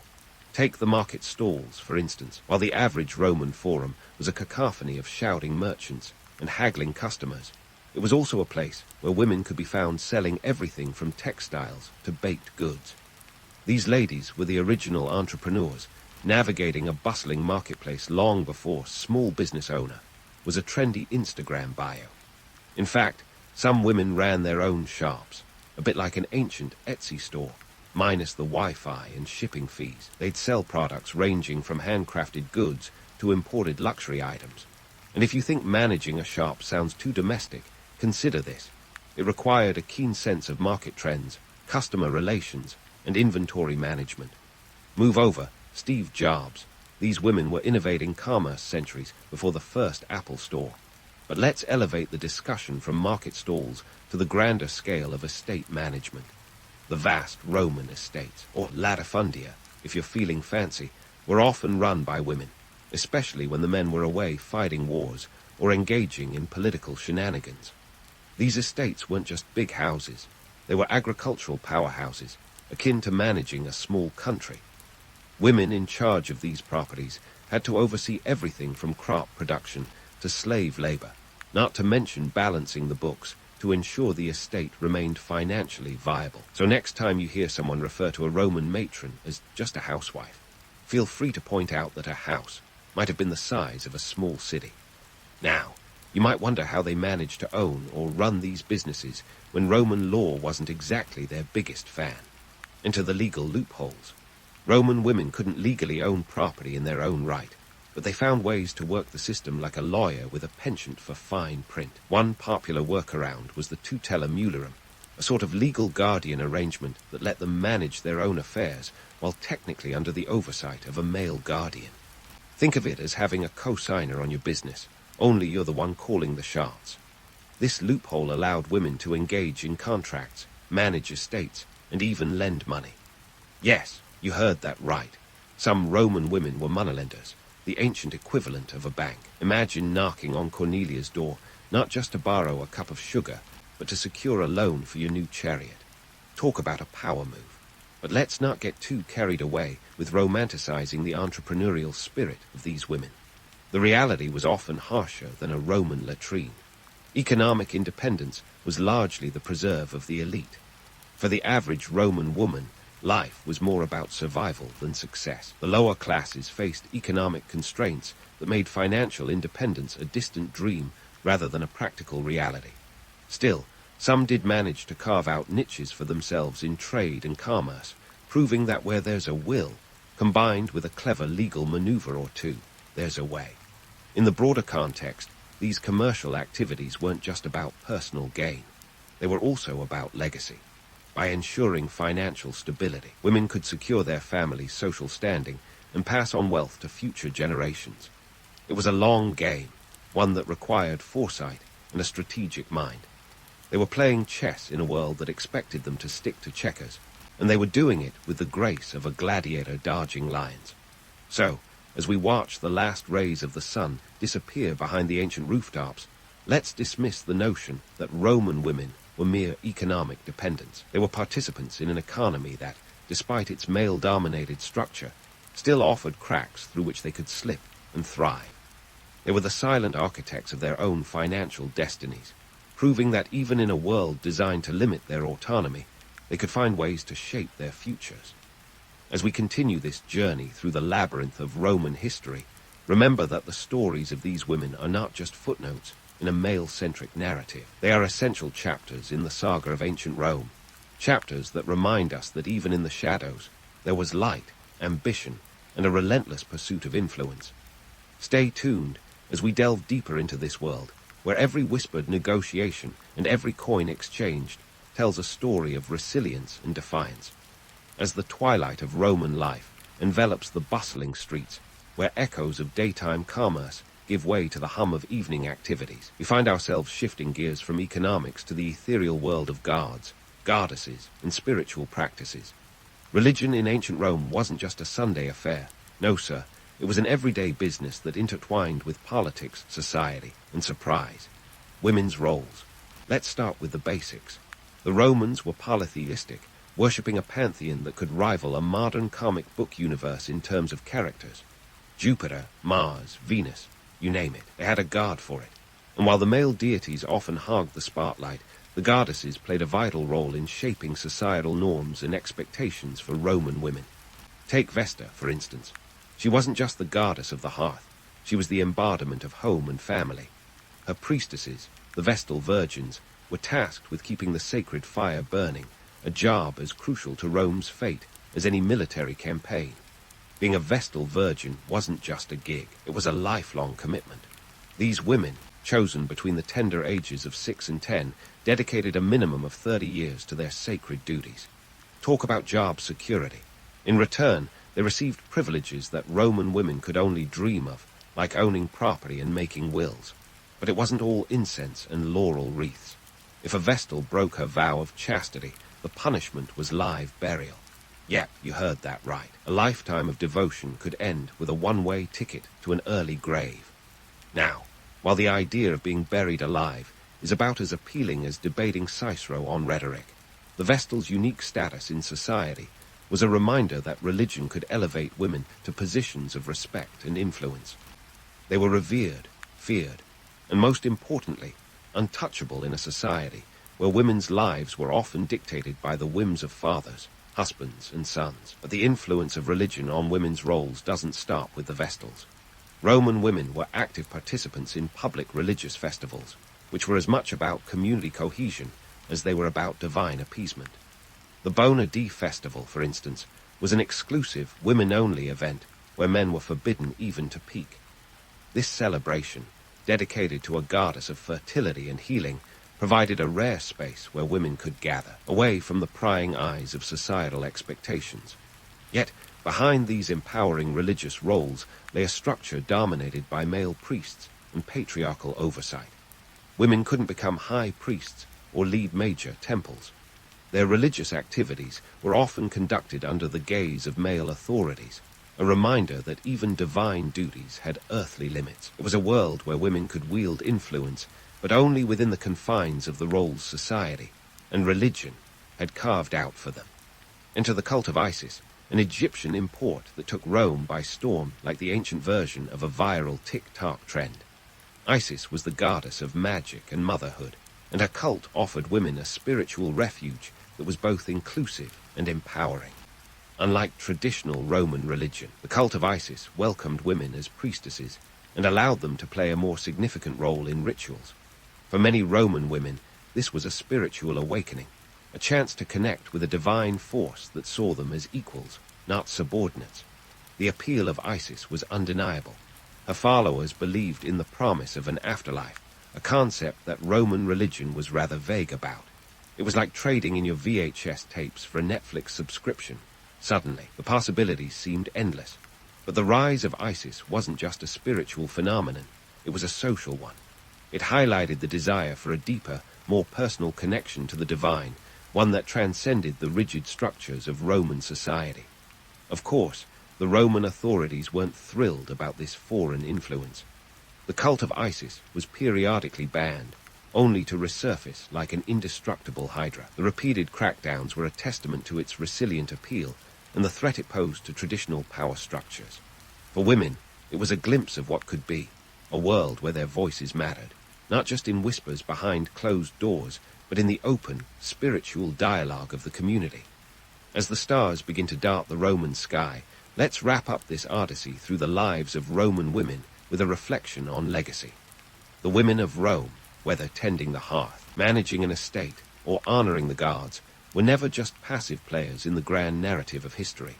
They were active participants, shaping not only their own destinies, but the future of Rome itself. Their stories, often overshadowed by the grandeur of marble and the exploits of emperors, remind us that history is not just the tale of great men, but of the women who navigated the same turbulent waters with grace, cunning, and a touch of rebellion. From the bustling forum to the sacred temples, they left a mark that resonates even today, a legacy of resilience, resourcefulness, and quiet power. So, as you drift into dreams filled with the echoes of ancient Rome, remember this: the women of Rome were as integral to its story as the stones of the Colosseum. They were the unsung architects of their world, crafting a legacy that defied the limitations imposed upon them. In a society that often defined them by what they couldn't do, they found countless ways to redefine what they could. And that, dear listener, is a story worth remembering.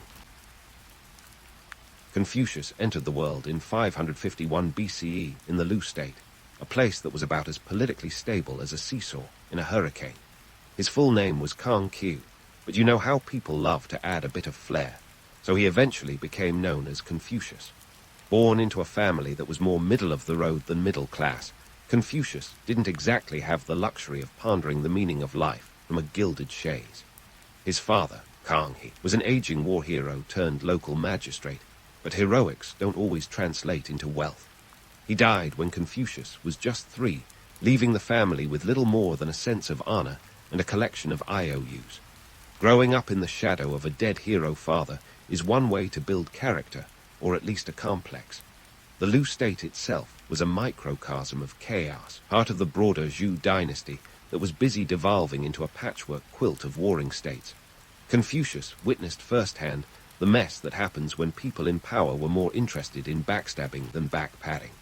Talk about a formative environment. Imagine growing up where the local pastime was political infighting and the national sport was thinly veiled treachery. As for education, Confucius was a self-made scholar. He had a thing for books, which in those days were actually bamboo strips strung together like a scroll that took up more room than your average IKEA bookshelf. But when your daily grind involves dodging political squabbles, diving into the classics is like a mini-vacation.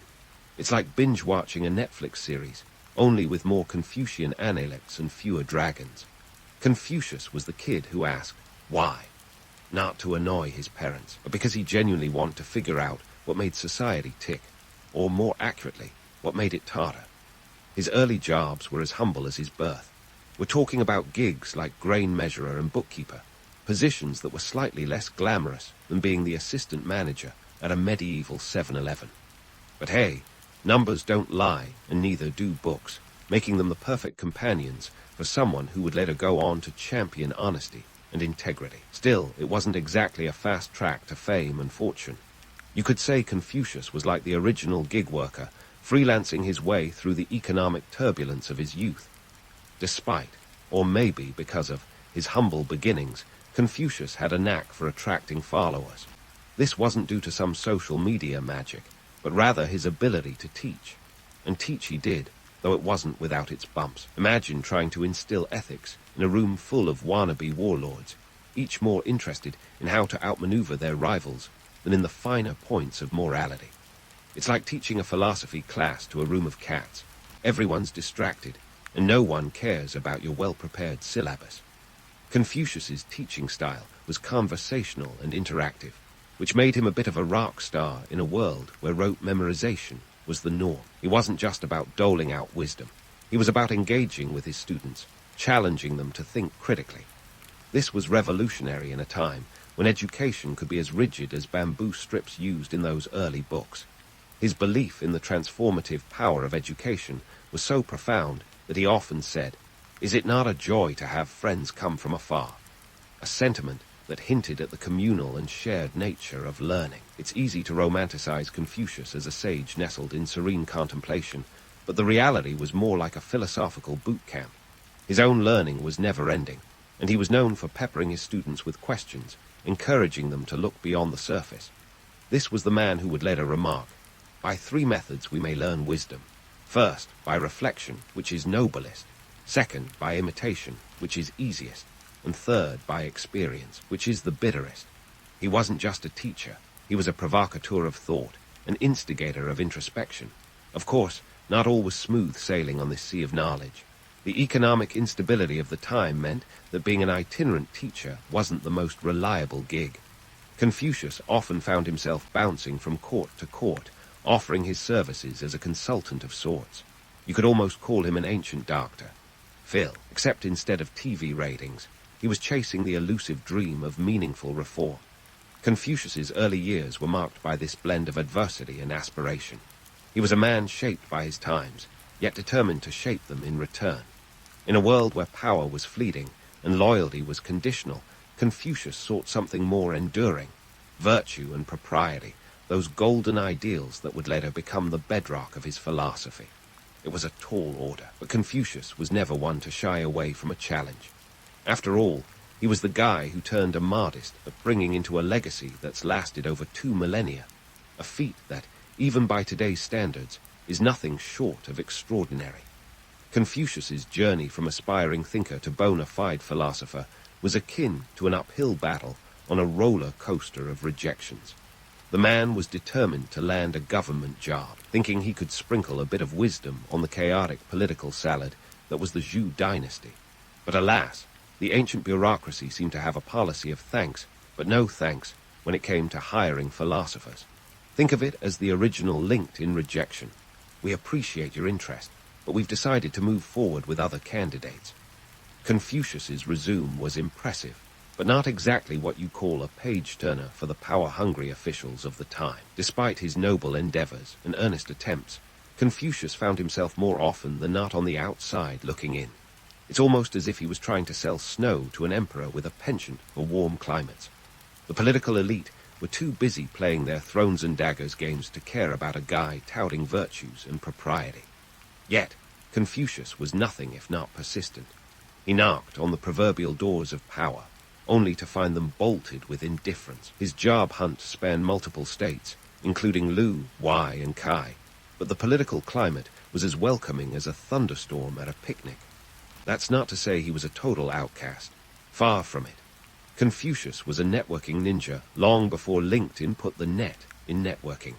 He had a knack for connecting with people who mattered, even if that didn't always translate into a cushy office job.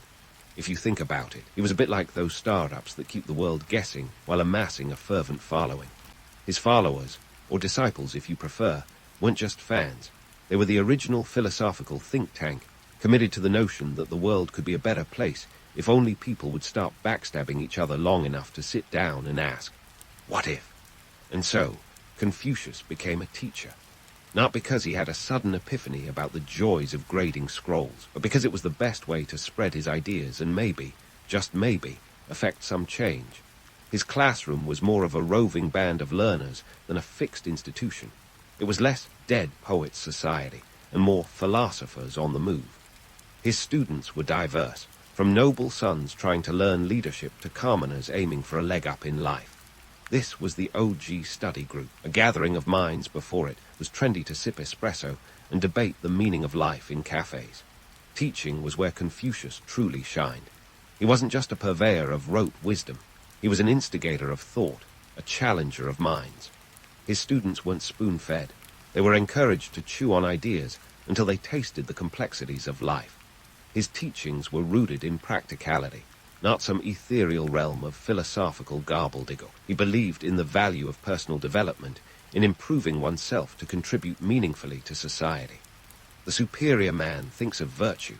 The small man thinks of comfort, he once said, a reminder that character was more valuable than the cushiest government job. The myth of the wandering sage, however, is one we need to untangle. Confucius wasn't some hermit wandering the hills, spouting wisdom like a broken fortune cookie. His travels weren't aimless meanderings, but strategic efforts to expand his network and influence. He wasn't just seeking employment, he was seeking a platform for his ideas. He wanted to be the change he wished to see, and that required a bit more than sitting under a tree pondering life. His journeys through the states of ancient China were less about evoking the image of a solitary sage, and more about spreading a philosophy that he hoped would catch on like wildfire. Confucius's teachings eventually coalesced into what we now call Confucianism, a system of thought that has influenced countless generations. But during his lifetime, it was a work in progress, a living philosophy that evolved with every conversation, every debate, every challenge. His disciples were not just passive recipients of his teachings. They were active participants in the creation of a new way of thinking. This collaborative environment fostered a dynamic exchange of ideas, proving that learning was not a one-way street, but a bustling highway of thought. This was more than just an intellectual exercise. It was a mission, a passion project that Confucius dedicated his life to. He wasn't content with merely understanding the world. He wanted to change it for the better. In a society fragmented by power struggles and moral decay, he offered a vision of harmony and righteousness. It was aspirational, to say the least, but Confucius was never one to settle for mediocrity. His belief in the transformative power of education was unshakable, and he devoted himself to nurturing the next generation of leaders who would, hopefully, imbibe his teachings and carry the torch forward. However, the harsh reality was that Confucius's life was not a fairy tale. Despite his efforts and the growing circle of disciples, his ideas didn't immediately revolutionize society. His teachings were often met with skepticism, if not outright hostility, by those who saw them as a threat to their power. The political landscape of ancient China was a minefield, and Confucius had to navigate it with the finesse of a diplomat and the patience of a saint. Yet, through it all, he remained steadfast in his vision. He understood that real change was not instantaneous, but gradual, a slow burn rather than a flash in the pan. His legacy was not built on immediate success, but on the enduring impact of his ideas. Confucius may not have had the power to transform the world in his lifetime, but he laid the foundation for future generations to build upon. And that, in itself, was no small feat. As we continue to explore the life and philosophies of Confucius, it's essential to remember that he was a man of flesh and blood, not just a collection of quotes and anecdotes. His journey was fraught with challenges and setbacks, yet he persevered with a determination that was as extraordinary as the legacy he left behind. In the next installment, we'll delve deeper into the impact of his teachings and the ways in which they have shaped the course of history. But for now, let us pause to appreciate the man who, despite a series of rejections and roadblocks, dared to dream of a better world and took tangible steps toward making it a reality. Confucius's vision for a better world wasn't a pie-in-the-sky dream wrapped in poetic scrolls. It was a practical blueprint for society, tucked neatly into the folds of his core philosophies, Ren and Lai. Think of them as the ancient equivalent of a self-help book series, only instead of how to win friends and influence people, it was more like how to not descend into barbarism 101. Let's dive into these concepts, pull back the curtain on their charm, and see how they actually functioned as societal hacks. First up, Ren, the cornerstone of Confucian thought, often translated as benevolence or humaneness. But hold the violins, this isn't just about being a nice guy. Ren is about compassion and empathy, sure, but it's more akin to a social glue that holds communities together. In a world where everyone was one misstep away from a dagger in the back, Ren was like an ancient form of social security. Confucius believed that if you could cultivate Ren, you could transform society from a cutthroat jungle into a cooperative community. It's less, love thy neighbor, and more, consider thy neighbor's pointy spear. Ren was practical, not just philosophical fluff. Picture it, a society where leaders actually care about their people. Revolutionary, right? Confucius wasn't naive. He knew that instilling Ren wasn't about turning everyone into saints. It was about creating a framework where people had a vested interest in not stabbing each other, literally and metaphorically. If everyone acts with Ren, harmony prevails. In Confucius's mind, Ren was the key to societal stability, a way to ensure that the local economy didn't hinge on the next coup. Now, let's talk about Lai, ritual propriety. If Ren is the heart, Lai is the skeleton, the structure that keeps everything upright. You might think of Lai as a set of manners on steroids, but it goes deeper. Lai encompasses rituals, customs, and etiquette, acting as the social contract that kept society from unraveling. It was the ancient equivalent of mind your PS and QS, only with a lot more bowing and scraping. Lai dictated everything from how to greet an elder to the proper way to mourn, ensuring that society operated smoothly. For those who think Lai is all about stiff upper lips and keeping up appearances, think again. These rituals weren't just for show. They created predictability in social interactions, which was crucial in a world where unpredictability often meant chaos. Imagine trying to negotiate a peace treaty without a common understanding of respect and decorum. It'd be like trying to play chess with someone who insists the knight moves in a straight line. Lai provided the rules of the game, ensuring that everyone knew the moves. Confucius saw Lai as a way to foster respect and maintain order. In a society teetering on the brink of anarchy, rituals were the guardrails that kept everyone from careening off the edge. And everyone knows the dance steps. There's less chance of stepping on each other's toes or necks. And while it might sound like a lot of fuss over nothing, these rituals were essential in a world where a misplaced word or gesture could ignite feuds that lasted generations. But let's not kid ourselves into thinking Confucius was some mystical guru spouting cryptic wisdom from a mountain top. His teachings were less wax on, wax off, and more get your act together, people. Ren and Lai weren't just concepts to ponder over tea, they were action plans. Confucius understood that a harmonious society didn't materialize out of thin air.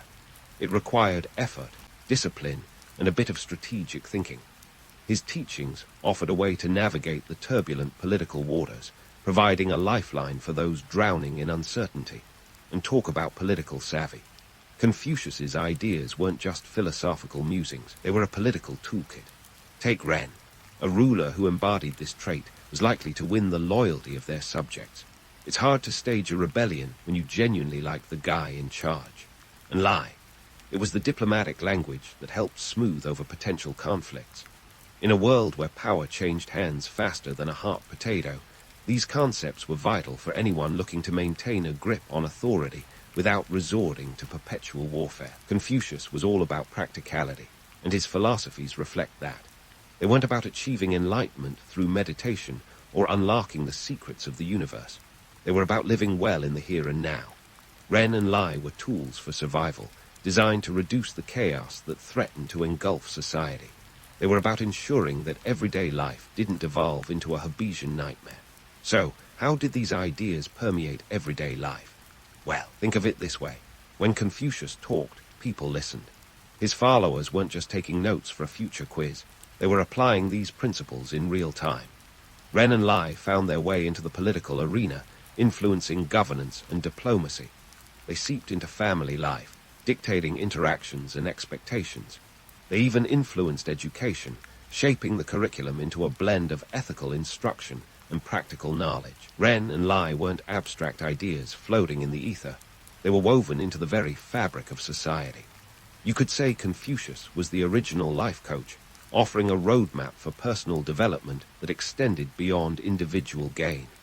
His teachings were about building a better society, one person at a time. And while the execution might have been uneven, let's face it, human nature hasn't changed all that much. His vision provided a guiding star for those willing to follow it. In the end, Confucius's core philosophies were about creating a world where people didn't just exist, but thrived together. They were about finding a balance between individual desires and communal responsibilities, a harmony that transcended the chaos of his times.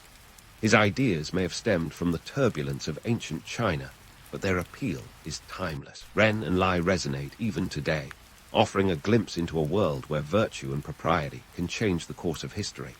But as we'll see, these concepts faced challenges and adaptations as they journeyed through the centuries, evolving yet remaining foundational to Confucian thought. So here we are, standing at the crossroads of irony and legacy, where Confucius's ideas took on a life of their own long after he'd shuffled off this mortal coil. The kicker, his teachings, which had been about as popular with the ruling class as a rainstorm at a beach wedding during his lifetime, eventually became the backbone of the Chinese state under the Han Dynasty. Talk about a posthumous plot twist. Let's rewind a bit to set the scene.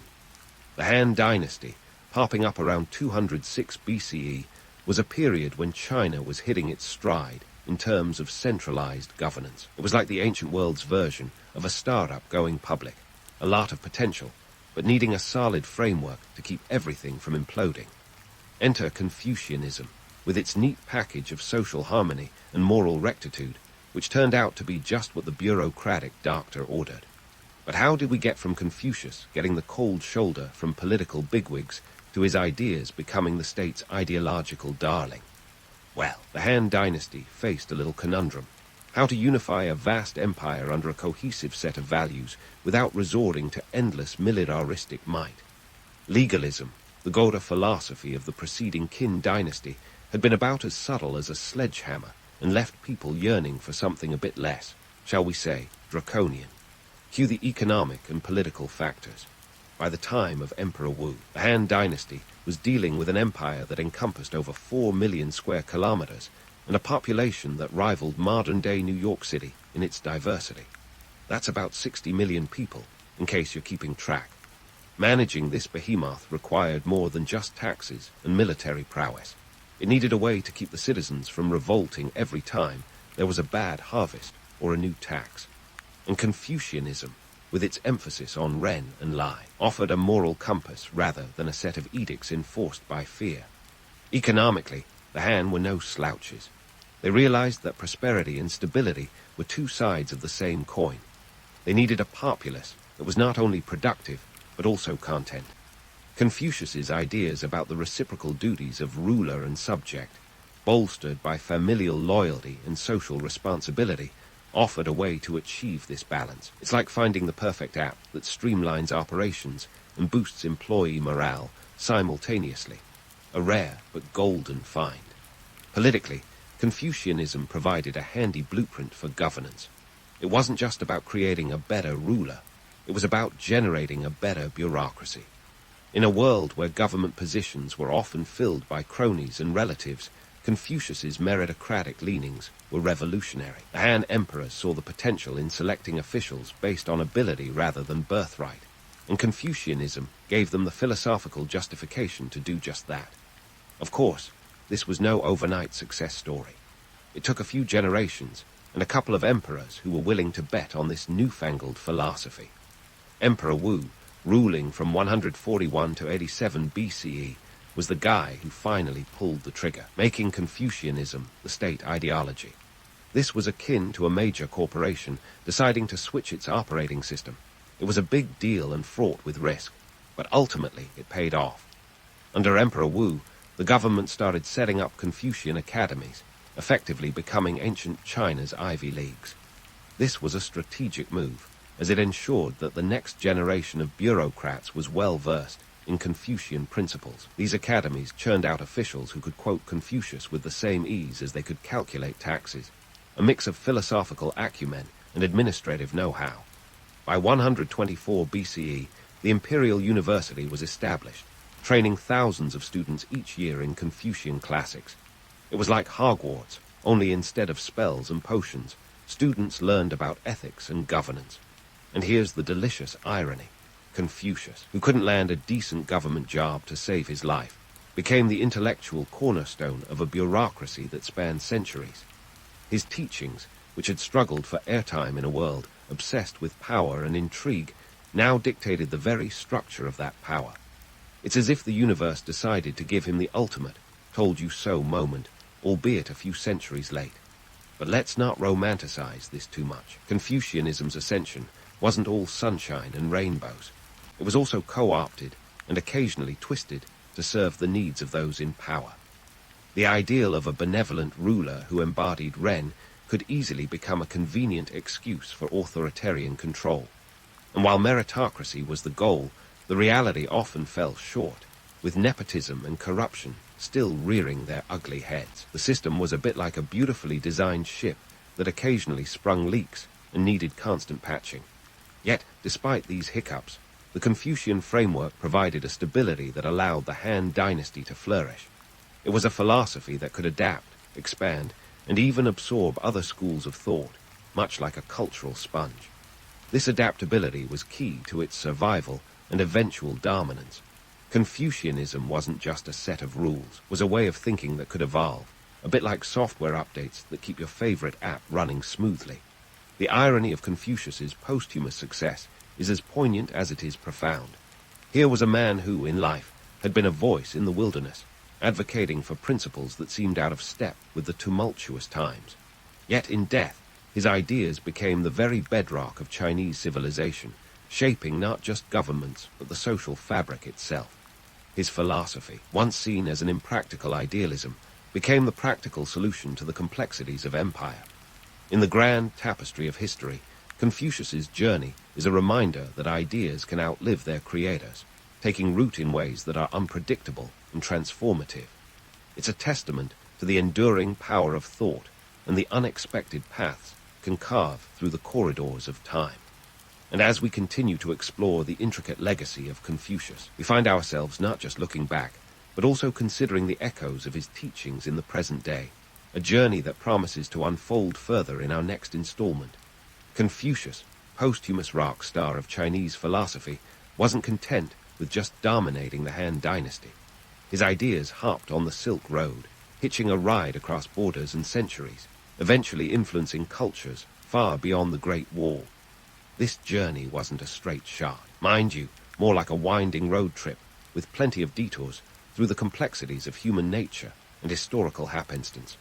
First stop, Korea and Japan, where Confucianism became the philosophical bedrock of society. In Korea, his teachings were like that viral meme everyone shares, eventually becoming institutionalized during the Joseon dynasty around 1392 CE. The rulers there embraced Confucian ideals, particularly in their civil service exams. It was like the SATs, but with more emphasis on moral rectitude than math problems. Similarly, in Japan, Confucian thought was woven into the fabric of the Tokugawa shogunate's governance from the early 17th century. Samurai, those sword-wielding symbols of Japanese culture, were as likely to quote Confucius as they were to draw a katana, blending the warrior and the philosopher in a uniquely Japanese fashion. Confucianism also found its way into Vietnam, where it influenced governance and education, shaping the moral and social norms that have persisted into the modern era. Here's a fun fact. During the 15th century, Vietnam's Le dynasty adopted Confucianism as the state ideology, reinforcing a merit-based bureaucracy. It was a savvy move, ensuring that the officials handling the empire's affairs weren't just well-connected, but also well-versed in Confucian classics. But let's not pretend Confucius's ideas sailed smoothly across the seas. On the contrary, these concepts had to be adapted, sometimes clashing with existing beliefs and social structures. In Japan, for example, Confucianism had to coexist with Buddhism and Shintoism, leading to a unique philosophical blend that was more fusion cuisine than pure dish. The Japanese took the parts of Confucianism that fit their needs, much like customizing a playlist to suit your mood, and left the rest. And let's talk about the West. Confucianism made its way to Europe in the 17th century, thanks to Jesuit missionaries like Matteo Ricci, who brought back tales of this exotic Chinese philosophy. Ricci and his pals were like the original cultural influencers, spreading Confucian thought among European intellectuals who were neck-deep in the Enlightenment. Voltaire, the French philosopher known for his sharp wit and sharper tongue, was particularly enamored, seeing Confucius as a sage who espoused reason and morality without the shackles of religious dogma. It was a philosophical match made in heaven, or at least in the salons of Paris. But here's the kicker. While Europe was busy romanticizing Confucius as the ultimate wise man, they often missed the nuances. They saw him as an emblem of rational thought, but overlooked the practical aspects of his teachings, like the importance of community and familial loyalty, which didn't quite jive with the individualism that was all the rage in Europe at the time. It was like admiring a painting for its colors, but ignoring the canvas it's painted on. Now, let's tackle a common myth, the idea that Confucianism is all about rigid hierarchies and unquestioning obedience. Sure, Confucius talked a lot about respect for one's elders and the importance of social roles, but this wasn't about creating a society of obedient robots. His teachings were more about harmony and balance, not blind subservience. The goal was to create a society where everyone knew their role and worked toward the common good, a bit like an orchestra where each musician plays their part to create a symphony. The supposed rigidity of Confucianism is more a product of later interpretations, where rulers cherry-picked the bits that suited their needs, much like a buffet line where you load up on carbs and skip the greens. Confucius's adaptability is what kept his teachings alive through the ages. His ideas were like philosophical Play-Doh, malleable enough to be reshaped and repurposed by different cultures and eras, whether it was the Chinese literati, the Korean scholars, or the French philosophers. This flexibility is why Confucianism can still be found today, subtly influencing modern life, even if we don't always recognize it. It's there in discussions about ethics in business, the importance of education, and the value of community, all areas where Confucian thought quietly hums in the background like a timeless tune. Now, onto some quirks about the man himself. Confucius wasn't just a philosopher, he was also a bit of a character. Legend has it that he was a stickler for punctuality, believing that time was a reflection of one's respect for others. Imagine him in today's world, probably losing his mind over people who can't be bothered to RSVP. He also had a penchant for music, believing it was a reflection of harmony in society. Confucius playing the ancient zither is like a rock star with a philosophical bent, an image that's both amusing and oddly fitting. His legacy wasn't confined to grand philosophical ideas. Confucius is also credited with editing and preserving some of China's most important historical texts, like the Spring and Autumn Annals. It's as if he was the original editor-in-chief, ensuring that future generations had a window into their past.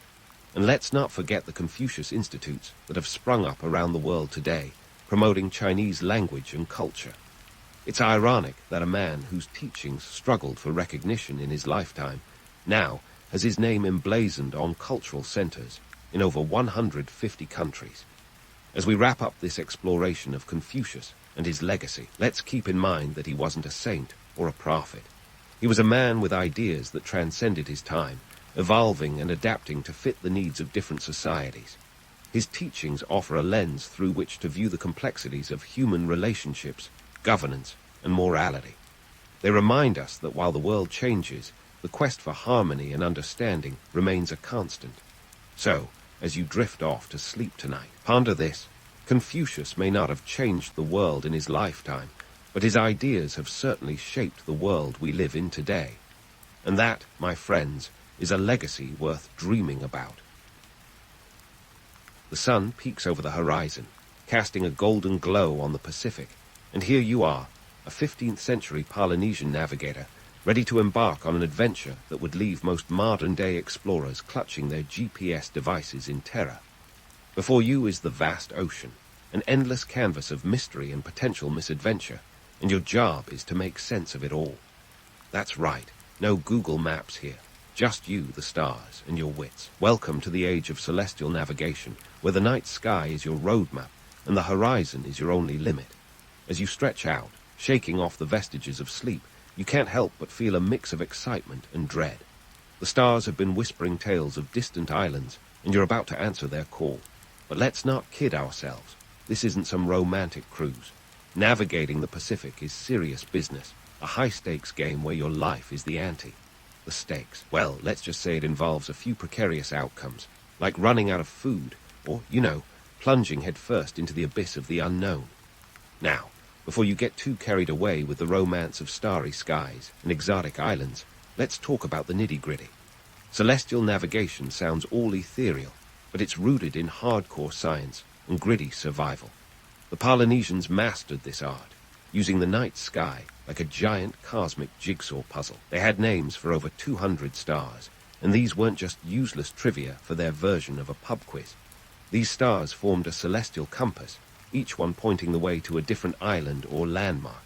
And if you thought astrology was just about horoscopes, surprise. The Polynesians were basically the OGs of star reading, not to predict your love life, but to make sure you didn't end up lost at sea.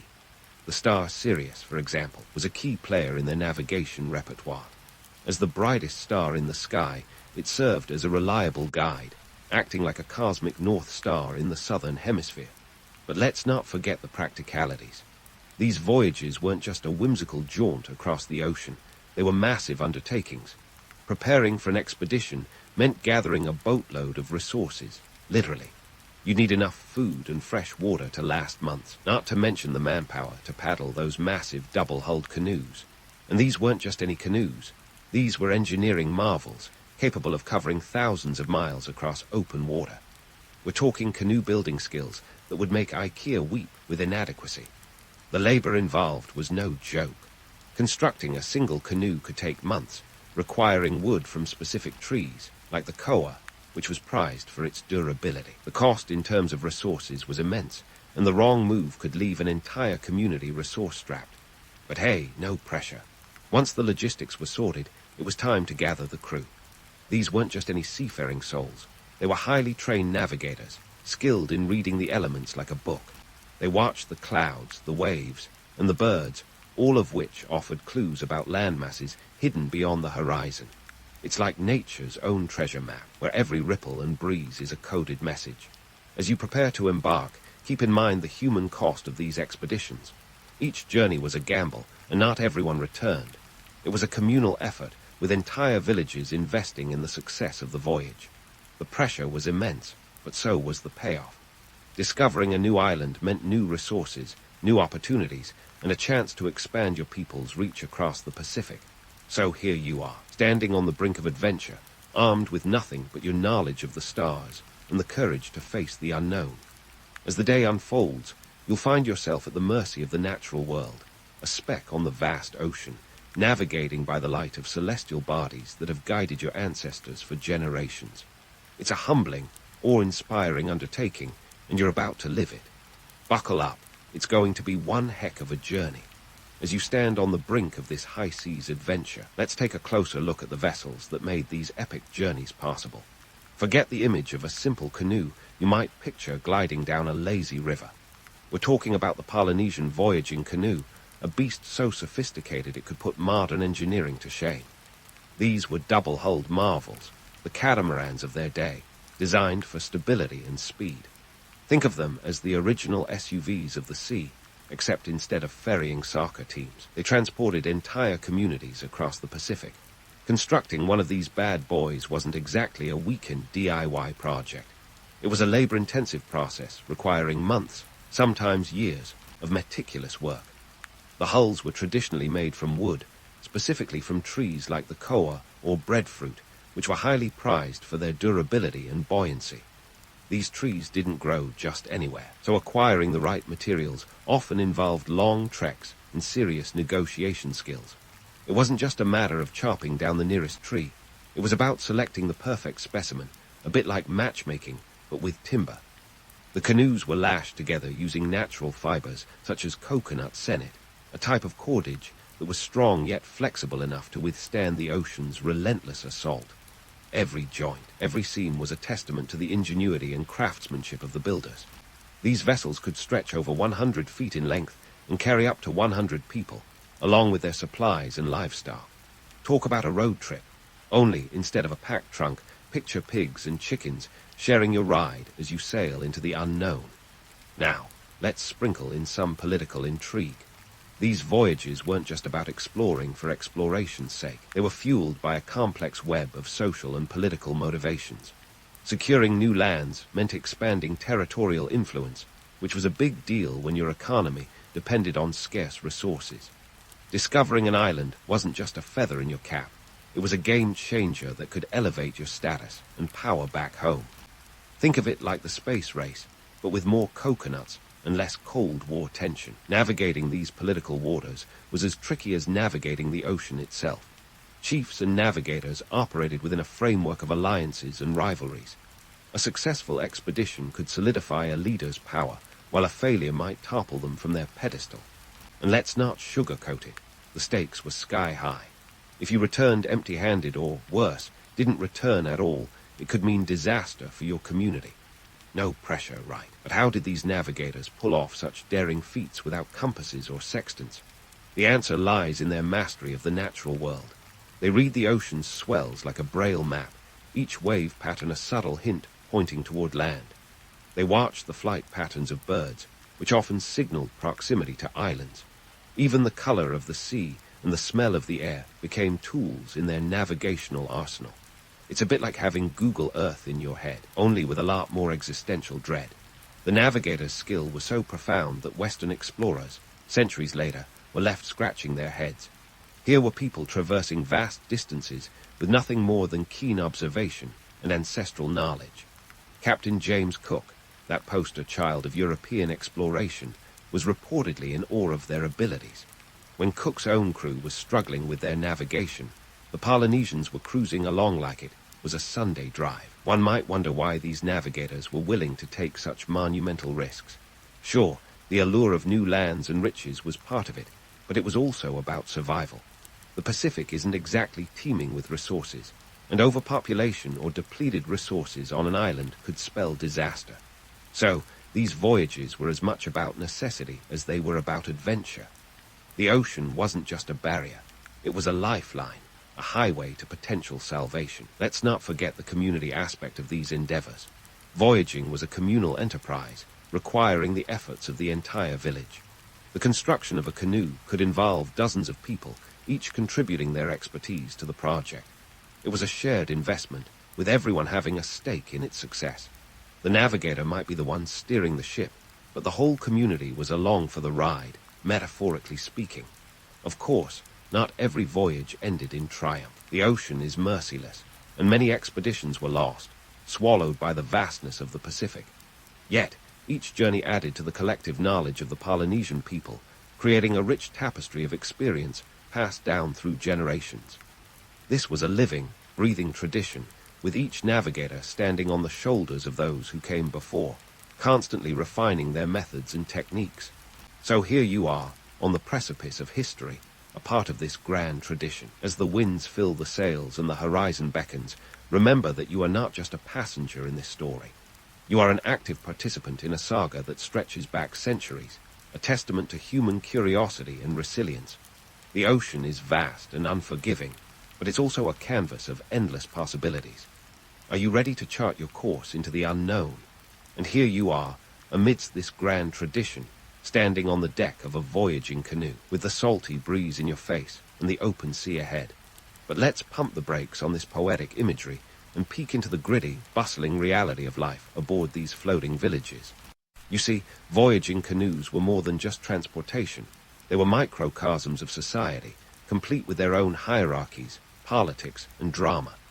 Think of them as reality TV on the high seas, minus the confessionals and the luxury yacht.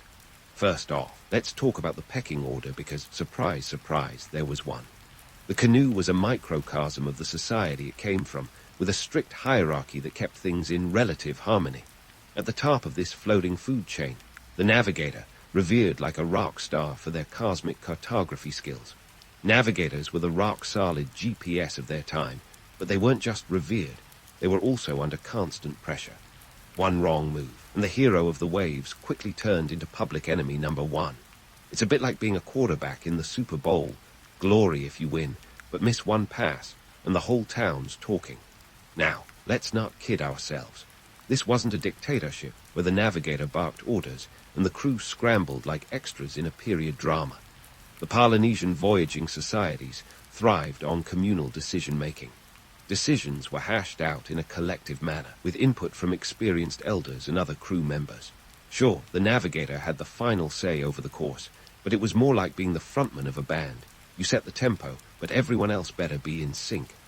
This collaborative approach wasn't just democratic, it was survival. When you're hundreds of miles from land with no plan B, it's all hands on deck, literally. That said, the navigator's role was fraught with tension. On the one hand, they were regarded with near mystical reverence.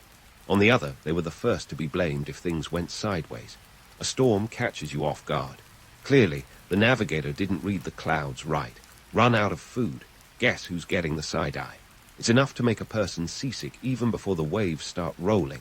Yet, despite the high stakes, the role was coveted, a testament to the human desire for status and the allure of adventure. Speaking of adventure, these canoes weren't just about the journey. They were bustling hubs of activity. Picture a floating island where everyone has a job and knows their place. The hierarchy was clear. The navigator at the helm, the chief ensuring social order, and the skilled craftsmen maintaining the vessel. Even the less glamorous roles, like managing the supplies and cooking, were crucial. Forget the modern notion of a crew's buffet. Food was rationed meticulously. A miscalculation in provisions could mean the difference between a successful voyage and a desperate situation. This brings us to the economic realities of these expeditions. The costs were astronomical, not just in terms of resources, but in labor and time. A single voyage could take months to prepare, involving the entire community. From constructing the canoe to stockpiling supplies, every ounce of effort was an investment in the future. It was a gamble, sure, but one with potentially huge payoffs. New lands, new resources, and new alliances. In today's terms, it's like investing in a startup with the potential to go viral. Only your pitch deck is a hand-carved canoe, and your market is the open ocean. Now, let's debunk the romantic notion that this was all about the thrill of discovery. These voyages were strategic moves in a complex game of resource management and survival. In a world where islands were isolated and resources finite, expanding your territory wasn't just desirable, it was essential. The stakes, enormous. The payoff, potentially life-changing. But the risks, let's just say they didn't call it the Pacific for its peaceful nature. As midday sun beats down, the social dynamics aboard the canoe become even more pronounced. The crew works in shifts, each member playing their part like cogs in a well-oiled machine. Every action, from adjusting the sails to observing the horizon, is a piece of the navigational puzzle. There's an unspoken understanding that each person's contribution is vital. It's teamwork at its most primal, driven by necessity and the shared goal of reaching the unknown. Amidst the camaraderie, there's also a palpable tension. The ocean is a fickle mistress, and the slightest misstep can spell disaster. Yet, there's an undercurrent of hope, a belief that the navigator's skills will guide them to new lands. It's this combination of fear and hope that keeps the crew motivated, a testament to the resilience of the human spirit in the face of uncertainty. But don't be fooled. This wasn't all toil and no play. Times of rest offered a chance for storytelling, sharing tales of past voyages, and imparting wisdom to the younger crew. It was a cultural exchange on the move, with knowledge passed down orally, ensuring that each generation built on the successes and failures of those before. This oral tradition wasn't just a pastime. It was a vital part of maintaining the navigator's lineage, a living history that informed future journeys. So, as you stand on the brink of discovery, remember that you're part of a lineage of navigators who dared to venture into the unknown. The stakes are high, the risks immense, but the potential for discovery is unparalleled. As the day stretches on, the horizon beckons, and with it, the promise of new beginnings. You're not just a passenger on this voyage. You're an integral part of a story that spans generations. The ocean is vast, the future uncertain, but the journey, absolutely worth every wave. As you lean into the rhythm of the waves, let's dive headfirst into the legends that paint the Polynesian navigators as otherworldly figures. Picture this. A navigator standing at the helm, eyes closed, feeling the vibrations of the ocean through the soles of his feet, as if absorbing arcane wisdom directly from the sea. Sounds like something out of a Marvel movie, right? Well, let's peel back the layers of myth to reveal the gritty, sea salt-encrusted truth. First off, these navigators didn't have magical powers, nor were they born with a mystical connection to the ocean. What they had was a boatload of knowledge passed down through generations. Sure, it sounds romantic to think of them as oceanic sorcerers, but in reality, they were the product of a rigorous education system where knowledge was as prized as the finest koa wood. They started young, apprenticed under experienced navigators, learning to read the stars, swells, and clouds with precision. This wasn't a hobby. It was a life-or-death skill set. Let's talk specifics. The Polynesians used a star compass for navigation, a mental map that divided the horizon into 32 sectors, each aligned with a specific star or constellation. Imagine memorizing that, plus all the corresponding angles and positions for different seasons. It's like mastering chess, but with the added thrill of potentially being lost at sea.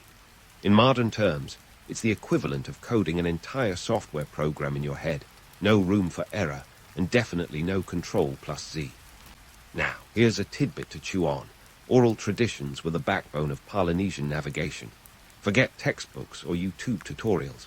Knowledge was transmitted through chants, stories, and songs. These weren't your typical sea shanties, though. They were detailed mnemonic devices designed to encode immense amounts of data about ocean currents, star paths, and wind patterns. Think of them as the original hard drives. No catchy beats, but a lot of vital information. One of the myths that needs deflating is the idea that these voyages were all about the thrill of discovery. Sure, there's a romantic allure to the thought of setting sail toward the unknown, but the reality was more about survival and practicality. The Pacific isn't exactly overflowing with resources, and islands could become overcrowded or depleted over time. So, these voyages were strategic, aimed at finding new lands and resources, not just satisfying wanderlust. And let's not sugarcoat the seafaring life. Romanticized tales might have you believe in endless sun-kissed days and serene nights under a starlit sky. The truth, more like blistering heat, unpredictable storms, and cramped quarters that tested even the most harmonious of crews. The average voyage could last weeks or even months, with limited food and space. Imagine sharing your tiny cabin with 100 of your closest friends, only there's no room service, and the only entertainment is hoping you don't capsize. The economic stakes were sky high. Building a voyaging canoe required significant investment, months of labor, valuable resources, and the livelihood of entire communities. A failed voyage could mean economic disaster, not to mention the loss of lives. It was a gamble, and each navigator carried the weight of their community's hopes and fears on their shoulders. So, before you get too swept up in the romance of it all, remember, for every successful voyage, there were countless others that ended in tragedy. That said, the legends continue to endure, partly because they're just so darn compelling. Who doesn't love a story of adventure, mystery, and human ingenuity triumphing against the odds? Even today, the tales of Polynesian navigators captivate audiences worldwide. It's easy to understand why. They speak to our innate desire for exploration and our fascination with the unknown. But let's not forget the unsung heroes in this narrative, the communities that supported these voyages. While the navigators might have been the stars, it was the collective effort of the entire village that made these journeys possible. From the craftsmen who built the canoes to the families who prepared provisions, each person played a role in the success of the expedition. It was a shared endeavor, with everyone investing their time, resources, and hopes in the journey. As the afternoon sun dips lower, casting long shadows across the deck, you can almost hear the whispers of those ancient chants echoing through time. They remind us that while myths offer a lens into the past, they're often just a starting point, a way to engage with history's more nuanced and complex realities. So, next time you hear tales of mystical navigators, remember the truth is both more mundane and more extraordinary than any legend. It's the story of human determination, knowledge, and the unyielding spirit of exploration. And as the day winds down, reflect on the fact that you're part of this ongoing saga, a narrative that refuses to be confined by the boundaries of time or myth. The horizon may be vast, and the future uncertain, but isn't that what makes the journey so irresistibly intriguing? Stay tuned. The adventure is far from over. So here we are, gazing at the horizon that stretches into infinity, contemplating the legacy of those intrepid Polynesian navigators. These were the folks who looked at the vast Pacific Ocean and thought, why not? They were the original adventurers, the daredevils of their day, who ventured into the unknown with nothing but the stars and their wits as guides. It's a legacy that echoes through the ages, resonating with the spirit of human curiosity and resilience. But what does it all mean today? Why should we care about these ancient mariners and their oceanic escapades? Let's dive into the heart of the matter, the lasting impact of Polynesian navigation techniques. First off, these techniques weren't just about getting from point A to point B. They were a comprehensive system of knowledge that blended astronomy, meteorology, oceanography, and a healthy dose of human ingenuity. It was an interdisciplinary approach long before that became a buzzword in modern education. The Polynesians didn't need a PhD to understand the complexities of the natural world. They had a living, breathing curriculum passed down through generations, a testament to the power of oral traditions. Fast forward to today, and you'll find that these ancient techniques are experiencing a renaissance. In a world obsessed with technology, there's something profoundly inspiring about navigating by the stars and sea. It's a reminder of what we can accomplish when we strip away the gadgets and rely on our senses. Modern explorers and historians have taken note, reviving traditional navigation methods to reconnect with the past and perhaps find a bit of wisdom that's been lost in the digital age. Take the Hokulea, for example, a replica of a traditional Polynesian voyaging canoe that set sail in the 1970s to prove that ancient navigation techniques were still viable. The Hokulea's voyages have ignited a cultural resurgence, not just in the Pacific, but worldwide. It's a floating classroom, teaching new generations about the art and science of navigation. The canoe's successful circumnavigation of the globe between 2014 and 2017, covering over 40,000 nautical miles, was a triumph of cultural preservation and a statement about sustainable exploration. This brings us to a crucial point, the intersection of tradition and modernity. The revival of Polynesian navigation isn't just about nostalgia, it's about sustainability and resilience. In a world grappling with climate change and environmental degradation, there's a growing appreciation for the wisdom embedded in traditional practices. Polynesian navigation offers insights into living in harmony with nature, understanding its rhythms, and respecting its power. It's a stark reminder that the latest technology isn't always the ultimate solution. Sometimes, the ancient ways hold the key to our future. Economically, these voyages were groundbreaking. They expanded trade networks across the Pacific, connecting islands like a spider's web of cultural exchange. New islands meant new resources. Taro, yams, breadfruit, even pigs and chickens were traded, transforming local economies. It was globalization before globalization was cool, a testament to human adaptability and resourcefulness. These voyagers were the original entrepreneurs, taking calculated risks that could make or break their communities. But let's not romanticize the past without acknowledging its harsh realities. The Pacific wasn't always a paradise. It was a challenging environment where survival often hung by a thread. Many voyages ended in disaster. with canoes lost to storms or navigators making critical errors. It was a world where the stakes were literally life and death, and the margin for error was razor thin. The romantic allure of ocean exploration often glosses over these grim truths, but they underscore the resilience and courage of those who dared to venture into the unknown. Politically, these voyages were a game changer. They laid the groundwork for complex social structures and alliances that spanned vast distances. Chiefs and navigators wielded power not just through warfare, but through exploration and discovery.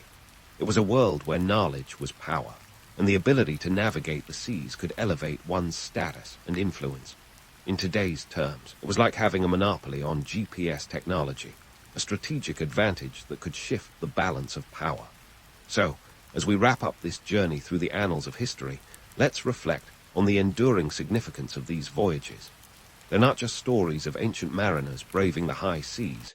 They're narratives of human ingenuity, resilience, and the unyielding quest for knowledge.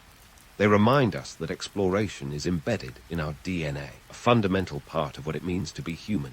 As you drift off to sleep, let your mind wander to the vastness of the ocean and the stars above. Remember that the story of Polynesian navigation isn't just a relic of the past. It's a living tradition that continues to inspire and challenge us.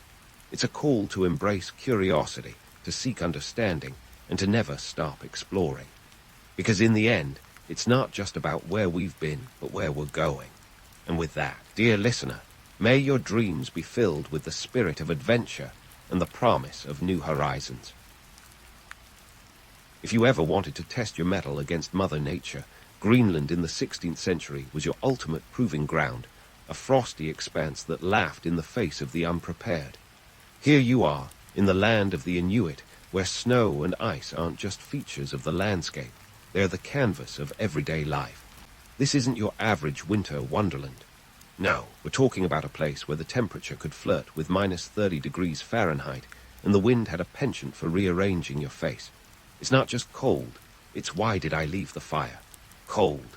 The Inuit, your guides in this icy odyssey, are masters of survival. They didn't just endure, they thrived. They turned the frigid landscape into a well-stocked pantry. You might think living in Greenland would be like living inside a freezer set to turbo, but the Inuit used the environment to their advantage. Let's start with the igloo, the quintessential symbol of Inuit ingenuity. Imagine crafting your home out of snow blocks, nature's forgotten Lego set. It's not a palace, but when it's minus 40 outside and a cozy 32 degrees inside, suddenly it's the Ritz. The Inuit were the original recyclers. Whale blubber was their Swiss Army knife, a source of fuel, light, and even a snack if you were feeling peckish. And if you think seals are just cute, flipper-waving sea dogs, the Inuit saw them as walking department stores. Need a coat? Sealskin. Hungry? Seal meat. Want a new pair of boots? You guessed it, seal again. The harsh climate demanded resourcefulness, and the Inuit had it in spades. They wove survival out of the very elements that sought to snuff them out. Now, let's talk geography. Greenland, the icy behemoth sprawling over 836,000 square miles, was the world's most misleadingly named territory. The irony wasn't lost on the 16th century explorers who found more white than green. You're dealing with a land of extremes, fjords carved by glaciers and mountains that rise like frosty sentinels, while the Arctic Ocean laps coldly at the shores. The sea ice was both a barrier and a highway, offering access to hunting grounds or blocking them off, depending on its mood. The Inuits' adaptation to these conditions was nothing short of miraculous. They had no written language, no wheel, no metal tools, yet they fashioned a life out of bone, stone, and sinew. The kayak, a sleek marvel of design, was your trusty steed on the hunt. You could glide silently through icy waters, spear poised for the seal that barely broke the surface tension. And when land was your destination, the dog sled, an invention so effective it's still in use today, was your mode of transport, pulling you across the ice with a team of eager, barking companions. Sure, there's a romantic image of the Inuit, living in harmony with nature, but the reality was more akin to a constant negotiation. You give a little, you take a little, and sometimes you just have to hunker down and wait out the storm, literally. The Inuit had a spiritual connection to the land and sea, but that didn't mean they spent their days singing cumbaya with the polar bears. It was a tough life, but it was their life. They knew the sea's moods better than a sailor knows his ropes and could read the clouds like you read your morning news. Socially and politically, the Inuit were organized into small, family-based bands. There were no kings or chiefs here, just a headman chosen for his wisdom and hunting prowess, guiding the community like a conductor leading an orchestra of survival. Cooperation was key. You couldn't afford to go it alone when the environment was your biggest adversary. Everyone had a role, from the oldest grandparent to the youngest child, and each was vital to the group's success. It's like the ultimate team-building exercise, except the stakes are your life. So, here you are, in a world where the cold bites harder than a tax collector, and every day is a testament to human resilience. You aren't just surviving, you're living, thanks to a deep understanding of a land where most would falter. The Inuit didn't just beat the odds, they redefined them. Stick around, because in the next chapter of this icy saga, we'll dive deeper into the daily rhythm of life, where every sunrise is a victory, and every hunt is an epic tale of grit and guts. And so, the saga of survival in this frozen expanse continues. Let's delve into the heart of Inuit life, their diet, a culinary adventure that would make even the most adventurous foodies pause. We're talking about a menu where seal, whale, and fish aren't delicacies but lifelines. Forget your kale smoothies and avocado toast. Here, blubber is a staple, and it's served with a side of survival. Before you wrinkle your nose, remember this. Seal meat is packed with vitamin C, crucial for staving off scurvy when your nearest citrus grove is several thousand miles, and a few climate zones away. The Inuit diet was no accident of geography. It was a masterclass in nutritional science long before anyone thought to put superfood on a label. The sea was their grocery store, offering up seals, whales, and fish like a never-ending seafood buffet. The Inuit were pescatarians by necessity, not choice. Now, let's talk techniques. Hunting wasn't just a hobby. It was the linchpin of existence. The Inuit were the original extreme sports enthusiasts, except their gear wasn't sponsored by flashy brands, but crafted from bone, stone, and sinew. The kayak, think of it as the Ferrari of the Arctic Sea, was an engineering marvel. Lightweight and nimble, it let hunters glide silently over the water, a stealth bomber in the icy blue. You've got to admire the optimism. Here's a vessel built for speed and stealth, not comfort. It's like choosing a sports car for a cross-country road trip, efficient, but don't expect cup holders. And then there's the harpoon, the Inuit's spear of choice. This wasn't just any stick with a pointy end. No, it was a precision instrument. With detachable heads designed to stay lodged in prey, it was as if someone took the best features of a Swiss Army knife and made them aquatic. You didn't just chuck it and hope for the best. This was a calculated release, a dance of physics and skill. A good harpoon throw could mean the difference between a belly full of seal steaks or another night of rumbling stomachs. But why all the fuss over seals and whales? Well, they weren't just meals, they were social currency. Sharing a catch wasn't just a nice gesture, it was a survival strategy. In a land where resources were as scarce as a warm day, food sharing was the glue of society. You couldn't afford to be stingy. If you hoarded your haul, you'd find yourself pretty lonely and hungry when the next storm blew in. Cooperation was king, and everyone got a slice of the pie, or blubber as it were. This communal approach wasn't just about generosity. It was about ensuring that everyone had a stake in survival. And then there was the whale hunt, the Super Bowl of Inuit life. Whaling was no small feat. It was an all-hands-on-deck affair. Picture this. Entire communities coming together, coordinating with the kind of precision that would make the military envious. Whales were the jackpots of the ocean, providing enough resources to sustain a community through the leanest of times. It was a high-risk, high-reward endeavor, the ultimate test of skill, strength, and strategy. Not to mention patience. Waiting for the right moment to strike was as much about timing as it was about endurance. The tools, the techniques, the teamwork, every aspect of Inuit hunting was a testament to their ingenuity and adaptability. It wasn't just about putting food on the table. It was about maintaining balance with the environment. There was a deep respect for the animals they hunted, a spiritual connection that modern sensibilities might find hard to grasp. It wasn't just about taking. It was about giving back to the ecosystem that sustained them. Inuit society was built on these principles of sharing and cooperation, and food was at the heart of it all. Meals weren't just sustenance. They were a celebration of community, a time to reinforce bonds and share stories.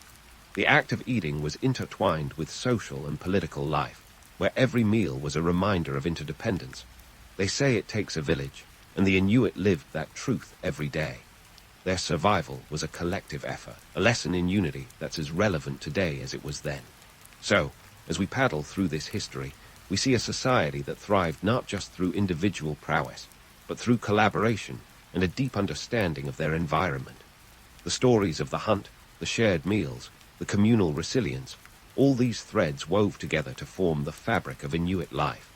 As we leave this icy banquet, remember that the Inuit story is far from over. There's still so much beneath the surface, waiting to be uncovered. Stick around, because the next chapter promises more tales of grit, guts, and the indomitable spirit of people who didn't just survive, they thrived. As we sail from the icy banquet of Inuit life, let's plunge into the heart of their society, where the real power wasn't held by a king or queen, but by the rhythm of community and the strength of family. Forget palaces and thrones. The true seat of Inuit leadership was the hearth, where wisdom was passed down like a well-guarded heirloom. In a world where the environment was your biggest enemy, the Inuit knew that survival wasn't a solo sport. It was a team game, and everyone had a role to play. First off, let's talk social structure, a setup that would make any modern corporate team-building retreat look like child's play. The Inuit band wasn't just a collection of folks thrown together by geography. It was a tightly knit group, often linked by blood or marriage, that functioned like a finely tuned machine. The headman, or the angakuk if you were dealing with spiritual matters, wasn't your typical boss.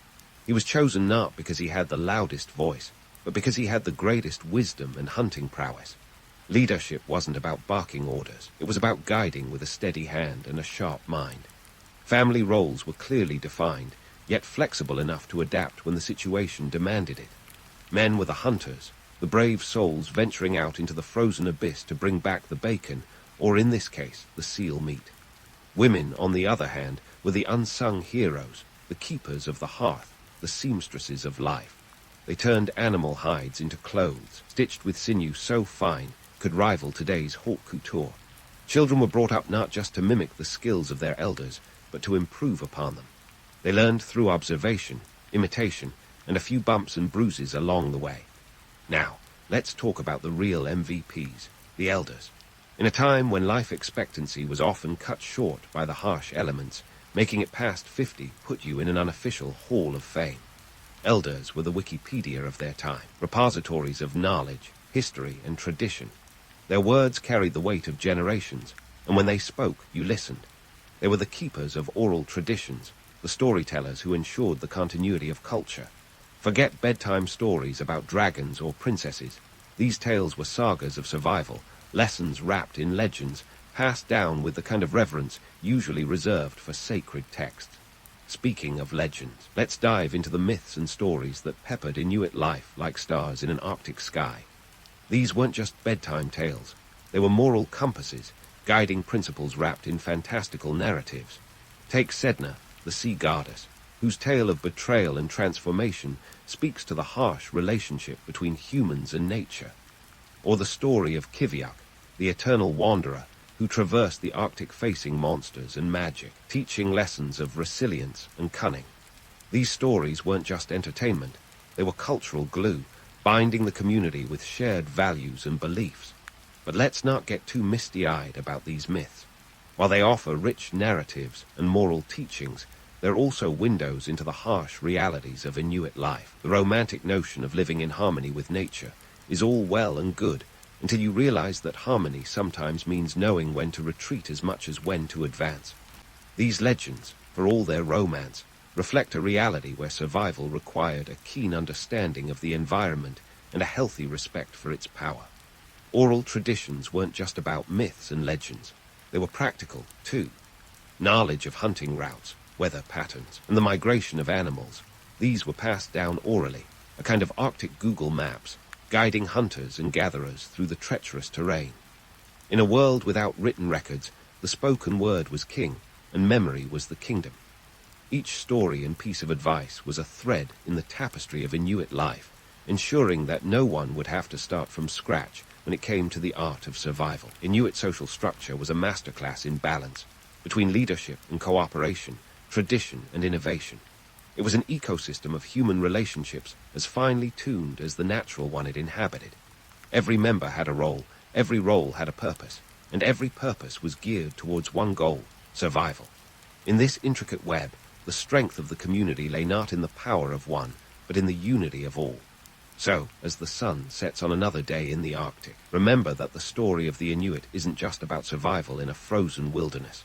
It's about a community, a society, built on principles that would make any modern social architect swoon. It's about the delicate dance between legend and reality, where every myth is a reminder of human resilience. And just when you think you've grasped it all, there's always more beneath the ice, waiting to be discovered. Stick around, because the next chapter promises to uncover the ingenious ways the Inuit navigated their world, both physically and metaphorically. As we segue from the communal grit of Inuit society, let's shift our gaze to the icy intersections of cultures. Picture a rugged maritime crossroads, where the Inuit met the Norse settlers, those enterprising seafarers who decided that Iceland wasn't quite chilly enough.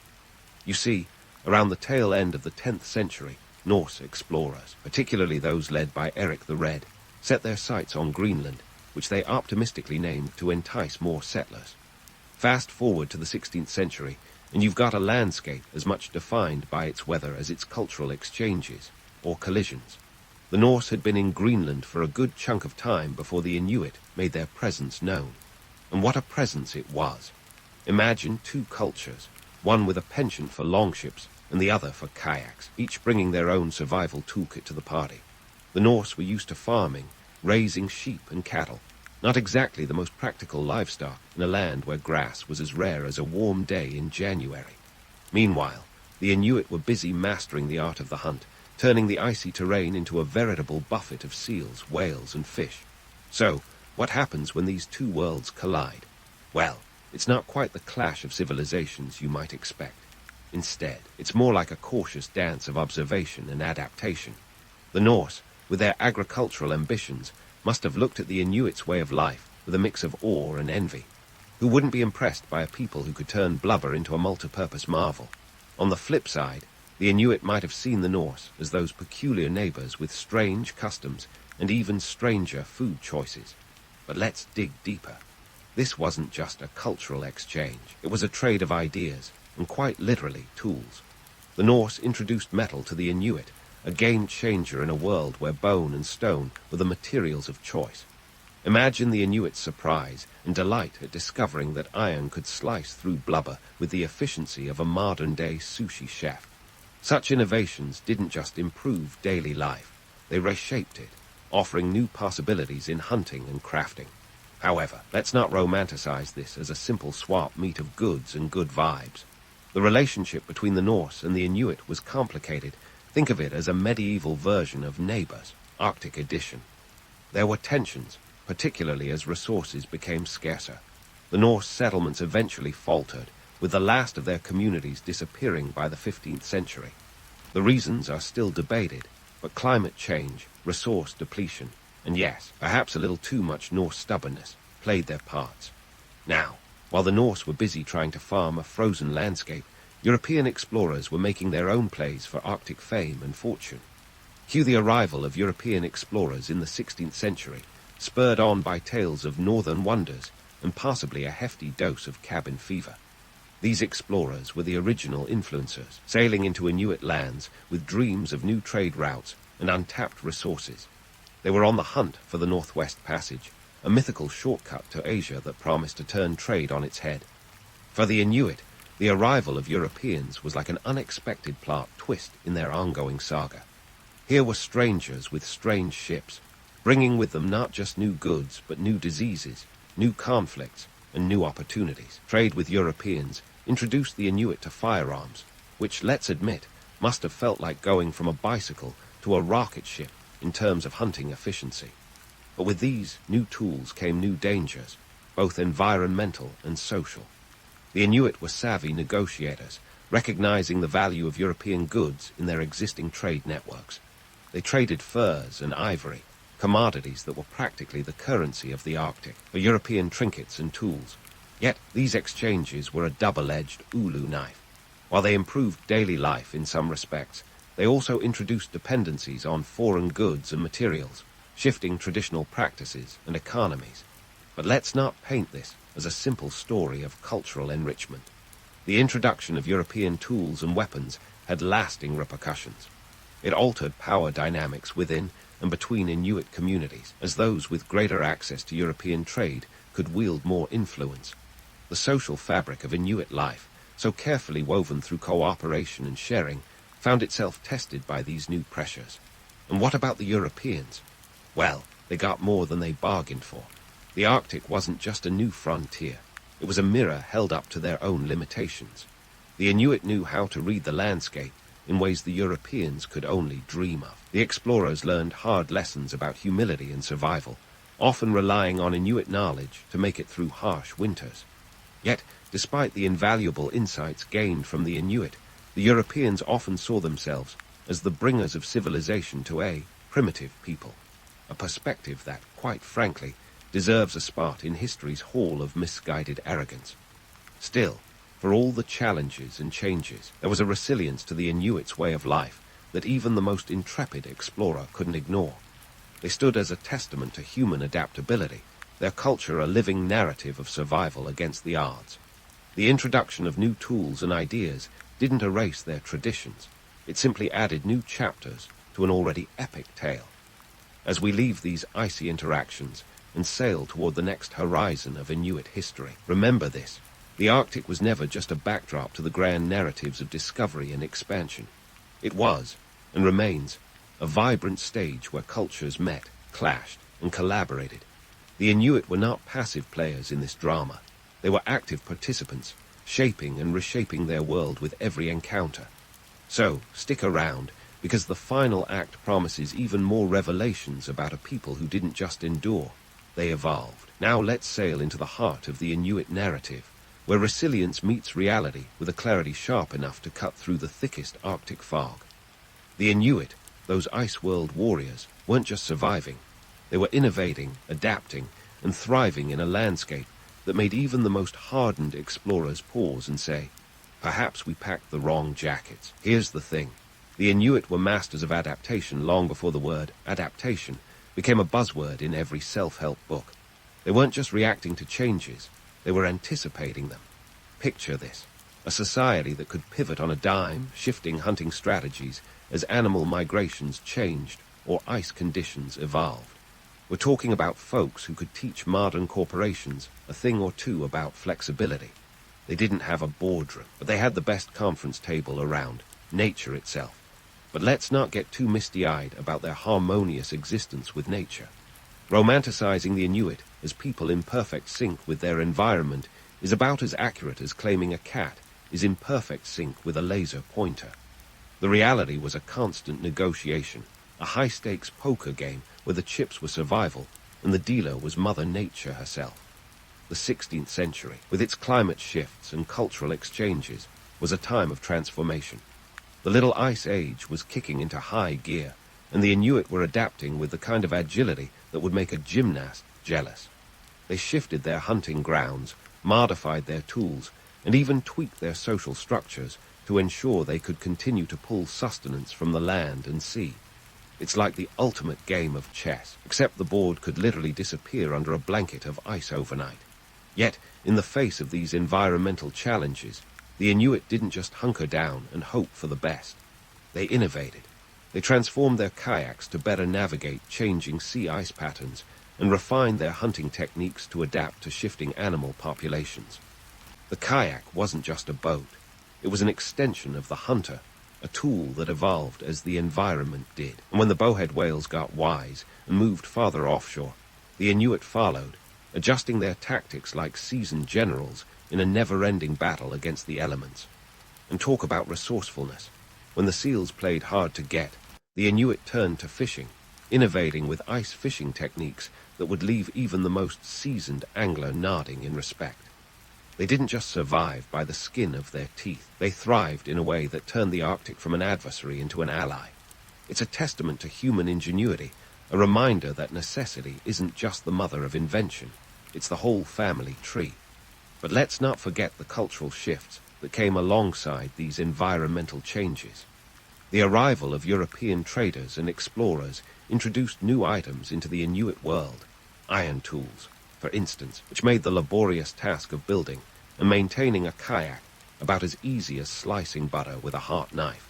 Yet, with these new tools came new challenges, like the introduction of diseases that devastated communities faster than you can say, quarantine. The Inuit navigated these cultural changes with the same deftness they applied to their environment. They traded furs, not just for the shiny new tools the Europeans offered, but for things that would genuinely improve their quality of life. It was a selective process, a strategic integration of new elements into their daily lives. It's like upgrading your smartphone to a newer model, not because it's trendy, but because it genuinely makes life easier. Yet, with every gain, there was a cost. The introduction of firearms, for example, revolutionized hunting, but also altered social dynamics, creating new hierarchies based on access to these powerful tools. It's a classic case of technology reshaping society, a theme as old as time that continues to play out today, from the Industrial Revolution to the digital age. The Inuit weren't immune to these shifts. They were at the forefront, navigating them with a careful balance of tradition and innovation. But what about the myths? The romantic stories of the Inuit living in unbroken harmony with nature. Those tales are as alluring as they are misleading. Sure, there's a certain beauty in imagining a world where people live in perfect balance with the earth, but the real story is far more complex. The Inuit weren't just passive participants in their environment. They were active shapers of it, altering their strategies, tools, and social structures in response to the world around them. And this adaptability, this resilience, is the true legacy of the Inuit people. It's a lesson in survival that transcends time and geography, offering insights into human nature itself. They didn't just learn to live with their environment, they learned to master it, crafting a life that was as rich in culture as it was in resourcefulness. As we wrap up this icy journey, let's reflect on the lasting impact of Inuit traditions and knowledge. Modern Arctic explorers, scientists, and survivalists continue to draw on Inuit practices, from igloo construction techniques to the intricate design of the kayak. The Inuit have left a legacy that's as enduring as the ice itself, a testament to human ingenuity and the power of community. In the end, the story of the Inuit isn't just about surviving in one of the planet's harshest climates. It's about thriving against the odds, adapting to an ever-changing world, and leaving a legacy that continues to inspire. It's a story that reminds us that resilience isn't about enduring, it's about evolving. So next time you find yourself facing a challenge, think of the Inuit, those masters of adaptation, and remember that sometimes the greatest strength lies in the ability to change. In the middle of the steaming jungles of the Yucatan Peninsula, where the humidity hugs you like an overly affectionate ant, the Maya civilization was busy laying down roots, both literally and figuratively, around 2000 BC. Forget any romantic notions of a tranquil jungle paradise. This was more like a relentless game of survival, where the stakes were as high as the temperature. Sure, the idea of living in a rainforest sounds dreamy until you realize it's basically a sauna with mosquitoes the size of small aircraft. The Maya were nothing if not resourceful, though. They took one look at the unforgiving landscape and said, "Challenge accepted." The Yucatan Peninsula was not exactly the land of milk and honey, more like the land of limestone and relentless rain.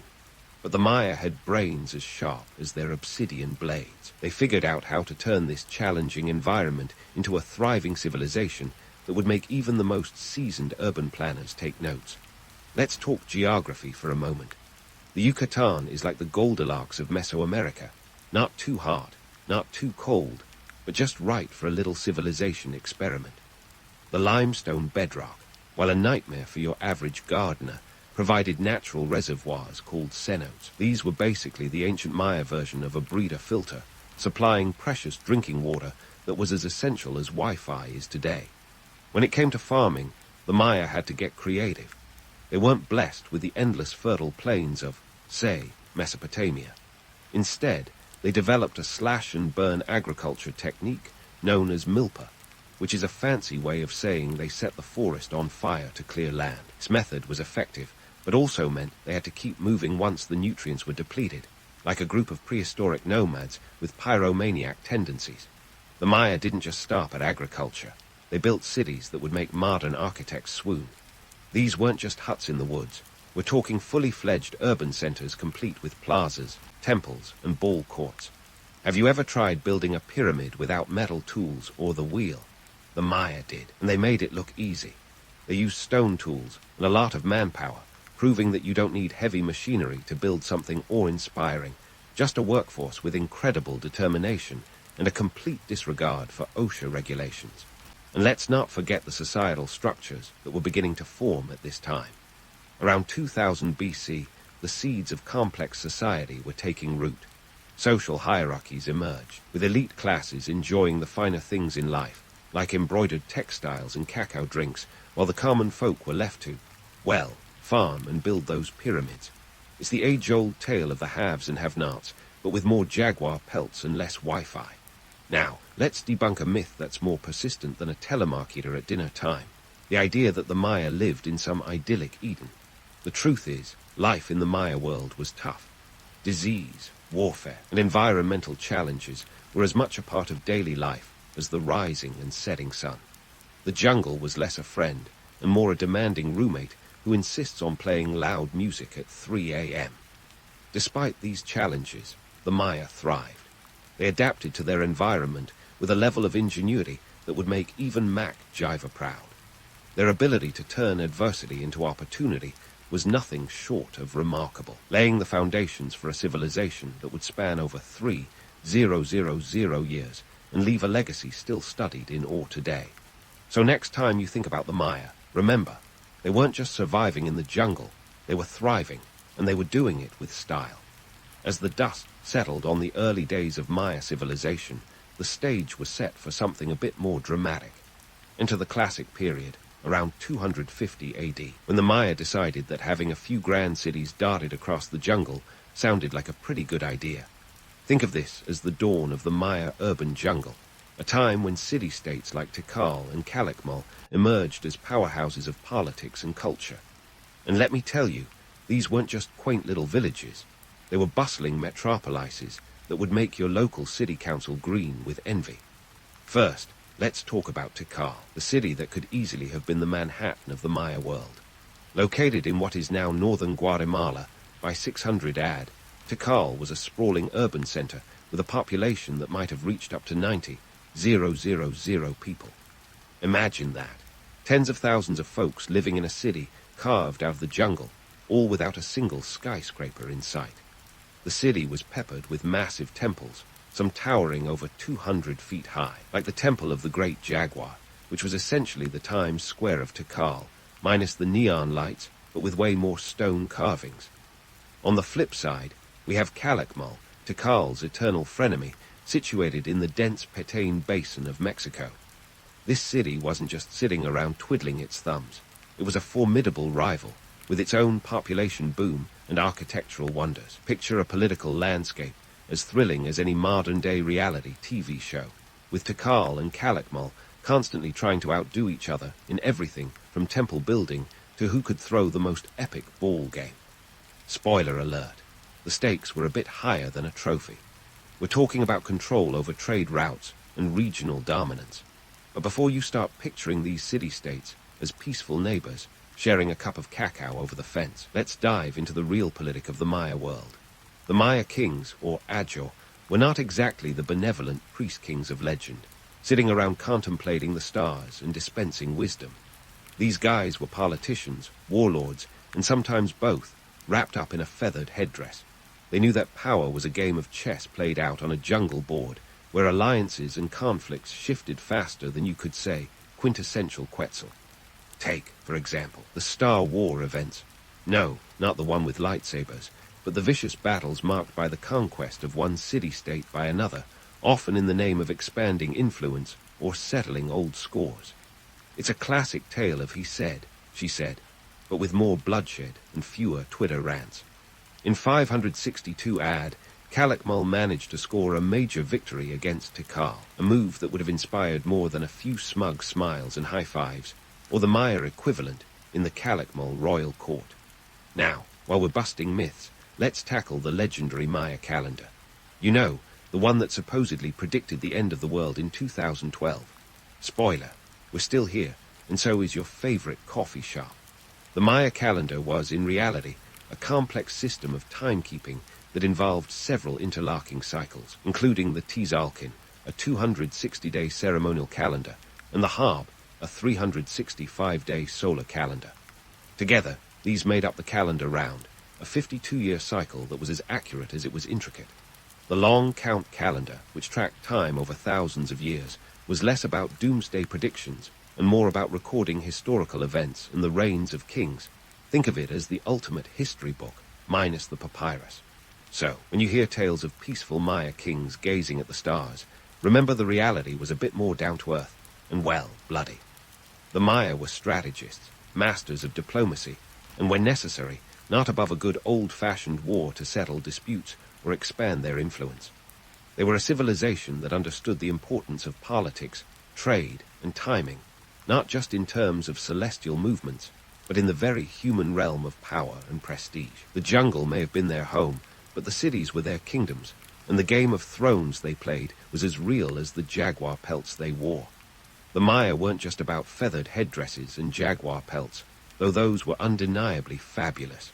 They had an economic system that would make Wall Street analysts perk up, minus the stock market crashes and insider trading scandals. You see, beneath those imposing temples and the celestial calculations was a bustling trade network that fueled their civilization. Forget the misconceptions of isolated jungle dwellers. The Maya were connected, savvy traders who moved goods across Mesoamerica with the finesse of a seasoned logistics manager, all without the luxury of the wheel. Let's start with the star of the ancient Mesoamerican economy, cacao. Yes, before it was a decadent dessert, cacao beans were cold, hard cash. Imagine paying your rent in chocolate. Sounds dreamy, right? The Maya used these beans as currency, a practice that would put a smile on any modern chocoholic's face.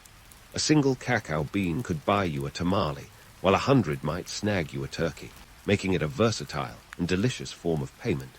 It was a currency you could literally eat, though I wouldn't recommend it if you wanted to keep your finances in check. But cacao was just the tip of the economic iceberg. The Maya were master traders, bartering goods like jade, obsidian, and quetzal feathers across vast distances.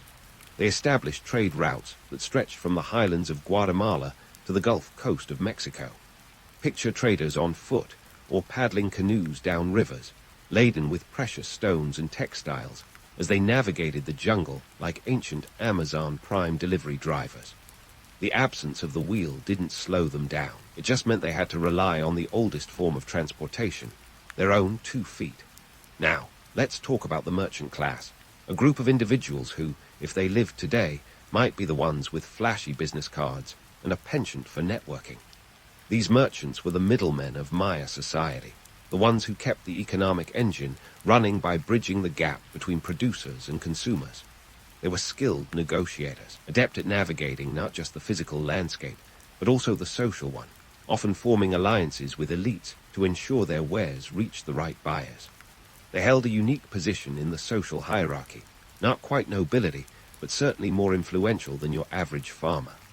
The Maya society was a complex web of social strata, with kings and priests at the top, followed by the noble class, which included merchants and artisans, then the farmers and laborers who kept everything from pyramids to maize fields running smoothly.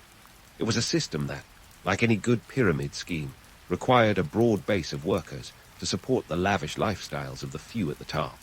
And while the elite might have been sipping cacao in finely embroidered robes, the backbone of the economy was the sweat of those who tilled the fields and carried goods across treacherous terrain. Logistics in the Maya world were not for the faint of heart. Without beasts of burden like horses or oxen, everything from stones to cacao beans had to be moved by human power. Imagine hauling massive limestone blocks to construct a pyramid or transporting thousands of cacao beans to market, all without the aid of a single wheelbarrow. It was a Herculean effort, requiring coordination and manpower that would make a modern construction crew weep. Yet, the Maya managed to create a network of roads, known as Sakbia, which connected cities and facilitated trade.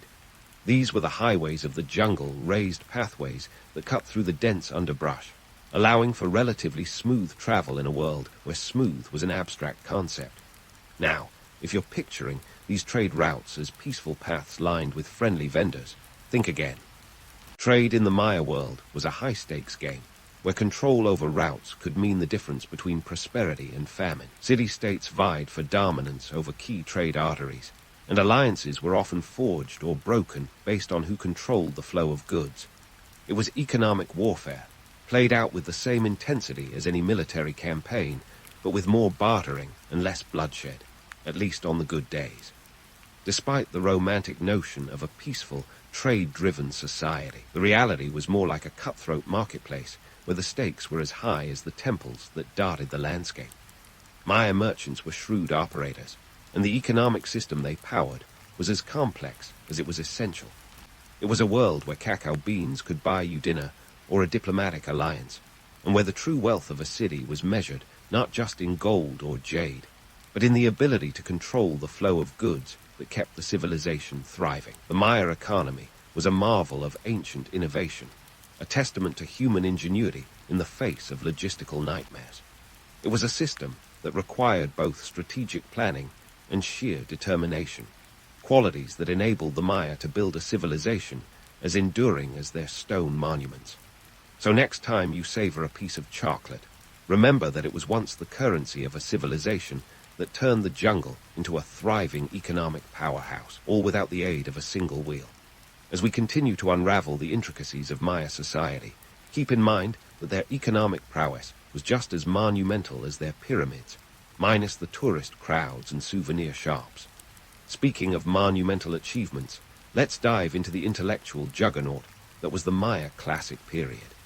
Imagine a civilization that could calculate the solar year with a precision that would make your smartphone's calendar app blush. The Maya were the ultimate mathletes of the ancient world, and they didn't need digital calculators or spreadsheets to do it. Let's start with mathematics. The Maya developed a base 20 vigesimal numeral system, and they were among the first to use the concept of zero. That's right, zero, without which our modern numerical system would be about as useful as a chocolate teapot. The Maya used this ingeniously simple dot and bar notation to perform complex calculations, tracking astronomical events with a precision that rivaled any Renaissance astronomer. Their understanding of the cosmos wasn't just academic, it was practical, informing agricultural cycles, religious ceremonies, and even political decisions. You could say the Maya were the original overachievers, managing a mathematical feat that much of the world wouldn't grasp for another millennium. Then there's the architecture. If you think modern architects are the only ones who can marvel at their creations, the Maya set the bar high, no pun intended, long before CAD software came into play. Tikal, Kapan, Palenque, and Uxmal were like the architectural Oscars of their time, each city vying for the title of best stone building without the use of metal tools. These weren't just buildings. They were expressions of power and religious devotion designed to impress both the guards and any visiting dignitaries. The Temple of the Inscriptions in Palenque, for example, was more than just a tomb for the great King Pakal. It was a statement piece that said, "We are here, and our civilization is as enduring as this stone." And let's not forget the Maya writing system, which was as sophisticated as it was beautiful. With over 800 glyphs, it was a logosyllabic script that combined logograms and syllabic signs. Think of it as the ancient version of emojis, but with a lot more substance and a lot less frivolity. This writing system allowed the Maya to record their history, religious texts, and even mundane details of daily life. The surviving codices and inscriptions give us a glimpse into their world, a world where words were power, and the ability to read and write was a privilege reserved for the elite. It was literacy that helped cement the Maya's place in history, even as their civilization faded into the jungle. But let's dispel a myth while we're at it, the idea that the Maya were some kind of mystical, otherworldly society. Sure, they had a deep connection to the cosmos, but that doesn't mean they were aliens or possessed secret knowledge from another dimension. Their achievements were the result of hard work, observation, and a willingness to push the boundaries of what was possible. They weren't gazing at the stars because they were dreamers. They were doing it because it was essential for survival and governance. In the realm of cultural achievements, the Maya also excelled in the arts. Their pottery and murals, often depicting scenes of courtly life, warfare and mythology, were not just decorative, but served as storytelling tools.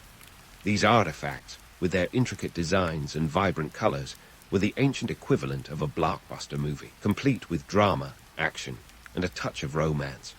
The Barnum Pack murals, for instance, are a visual feast that takes you on a journey through the pageantry and violence of Maya life, a reminder that art has always been a window into the soul of a civilization. Now, while the romantic image of the Maya as peaceful stargazers still captures the imagination, the reality was a bit more down-to-earth, and occasionally downright brutal. The Maya were adept at using their intellectual prowess to maintain social order and political power. Their calendars weren't just about tracking time. They were tools of propaganda, reinforcing the divine right of kings to rule. When a new king ascended the throne, the long count calendar would mark the occasion, linking his reign to the cosmic order and securing his legitimacy. It was a clever use of science to wield power, because nothing says I'm in charge quite like a calendar that aligns your rule with the universe. So, while the Maya certainly had their heads in the stars, their feet were planted firmly on the ground. Their civilization was a testament to human ingenuity, the ability to thrive in a challenging environment using a blend of science, art, and the occasional jaguar pelt. They were scholars, builders, and innovators, and they left a legacy that continues to captivate us today. As we move into the next part of our exploration, keep in mind that the Maya were more than just their pyramids or their celestial calculations. They were a complex society that understood the delicate balance between myth and reality, using both to carve out their place in history. As the Maya continued to dazzle with their astronomical prowess and architectural wonders, something was brewing beneath the surface, a perfect storm of challenges that would eventually lead to their decline around 900 AD. A civilization that had mastered the art of thriving in a jungle was about to face its toughest test yet. Spoiler alert. It wasn't just one thing that brought down the mighty Maya, but a cocktail of calamities that would make even the most optimistic king clutch his cacao cup a little tighter. First on the list of woes, environmental pressures. Now, we've all heard the romantic notion that the jungle is a bountiful paradise, but the reality is more like living with a fickle roommate who can't decide whether to overwater your plants or forget to pay the rent. By 900 AD, the Maya were grappling with severe droughts, which were less about the occasional dry spell and more like leaving your tap running only to find out there's no water left. These droughts were documented in the sediments of Lake Chichincana, which show a significant drop in rainfall during this period. With agriculture being the backbone of their economy, less rain meant less maize, and less maize meant a whole lot of unhappy folks. But before we lay all the blame on Mother Nature, let's consider the internal strife simmering within the Maya heartland. You see, the political landscape was as turbulent as a reality TV reunion special. By the late classic period, competing city-states were engaged in a perpetual game of political chess, where alliances shifted quicker than a celebrity's hairstyle. Tensions ran high, and when resources became scarce, the stakes of these power struggles escalated dramatically. The struggle for dominance wasn't just a gentleman's game of politics. It was a brutal contest that often left cities in ruins. Speaking of cities in ruins, enter external threats. While the Maya were busy eyeing each other with suspicion, they didn't notice the growing encroachment from neighboring groups. The rise of the Toltecs in central Mexico, for instance, added an extra layer of pressure. As they expanded their influence, it was like having an uninvited guest crash your party and eat all the guacamole. The Toltecs' militaristic society and their penchant for expansionism meant that the Maya had to contend with more than just their own internal disputes. Now, let's debunk a myth that's as stubborn as a cat refusing to be herded. The idea that the Maya civilization vanished overnight like a magician's assistant. The decline was a drawn-out affair, more akin to a slow-motion train wreck than a sudden disappearance. When we talk about the collapse, we're really discussing a shift from the Grand Classic period to what archaeologists call the post-classic period. Cities like Tikal and Kapan may have seen their glory days fade, but others, like Chichen Itza, continue to thrive, showing that the Maya didn't just close up shop and disappear. They adapted and evolved. As the classic period drew to a close, the Maya left behind a legacy that was more than just pyramids and hieroglyphs. They laid the groundwork for future Mesoamerican cultures, passing on their knowledge of astronomy, mathematics, and art. The Aztecs, who came later, would take a page from the Maya playbook and expand upon it, showing that influence is sometimes the greatest legacy of all. The Maya's contributions to our understanding of the cosmos and timekeeping continue to resonate, reminding us that history is not just a series of events, but a continuum of ideas. The enduring influence of the Maya is also evident in the cultural continuity seen in the region today. Descendants of the Maya still inhabit areas across Belize, Guatemala, and Mexico, where traditions and languages have survived the test of time. The Yucatec Maya language, for instance, is spoken by nearly 1 million people, a testament to the resilience of a culture that refused to be silenced by the passage of centuries. So, as we wrap up this tale of the Maya, let's take a moment to reflect on their remarkable journey. From jungle survivors to city builders, from mathematicians to astronomers, the Maya were a people who dared to carve out a civilization in a place where nature seemed determined to reclaim every inch. They faced challenges with ingenuity and tenacity, leaving behind a legacy that continues to inspire awe and curiosity. The Maya story isn't just a chapter in the annals of history. It's a reminder of the complexity of human societies and the enduring power of innovation in the face of adversity. As we close the book on the rise and fall of the Maya, remember that history is always more nuanced than it appears. It's a tapestry woven from the threads of human experience, each strand a story of triumph, struggle, and ultimately survival. The Maya didn't just leave us with ruins to gaze upon. They left us with lessons on resilience and the enduring spirit of humanity. And that, dear friends, is a legacy as vibrant and enduring as any stone monument standing tall in the jungle.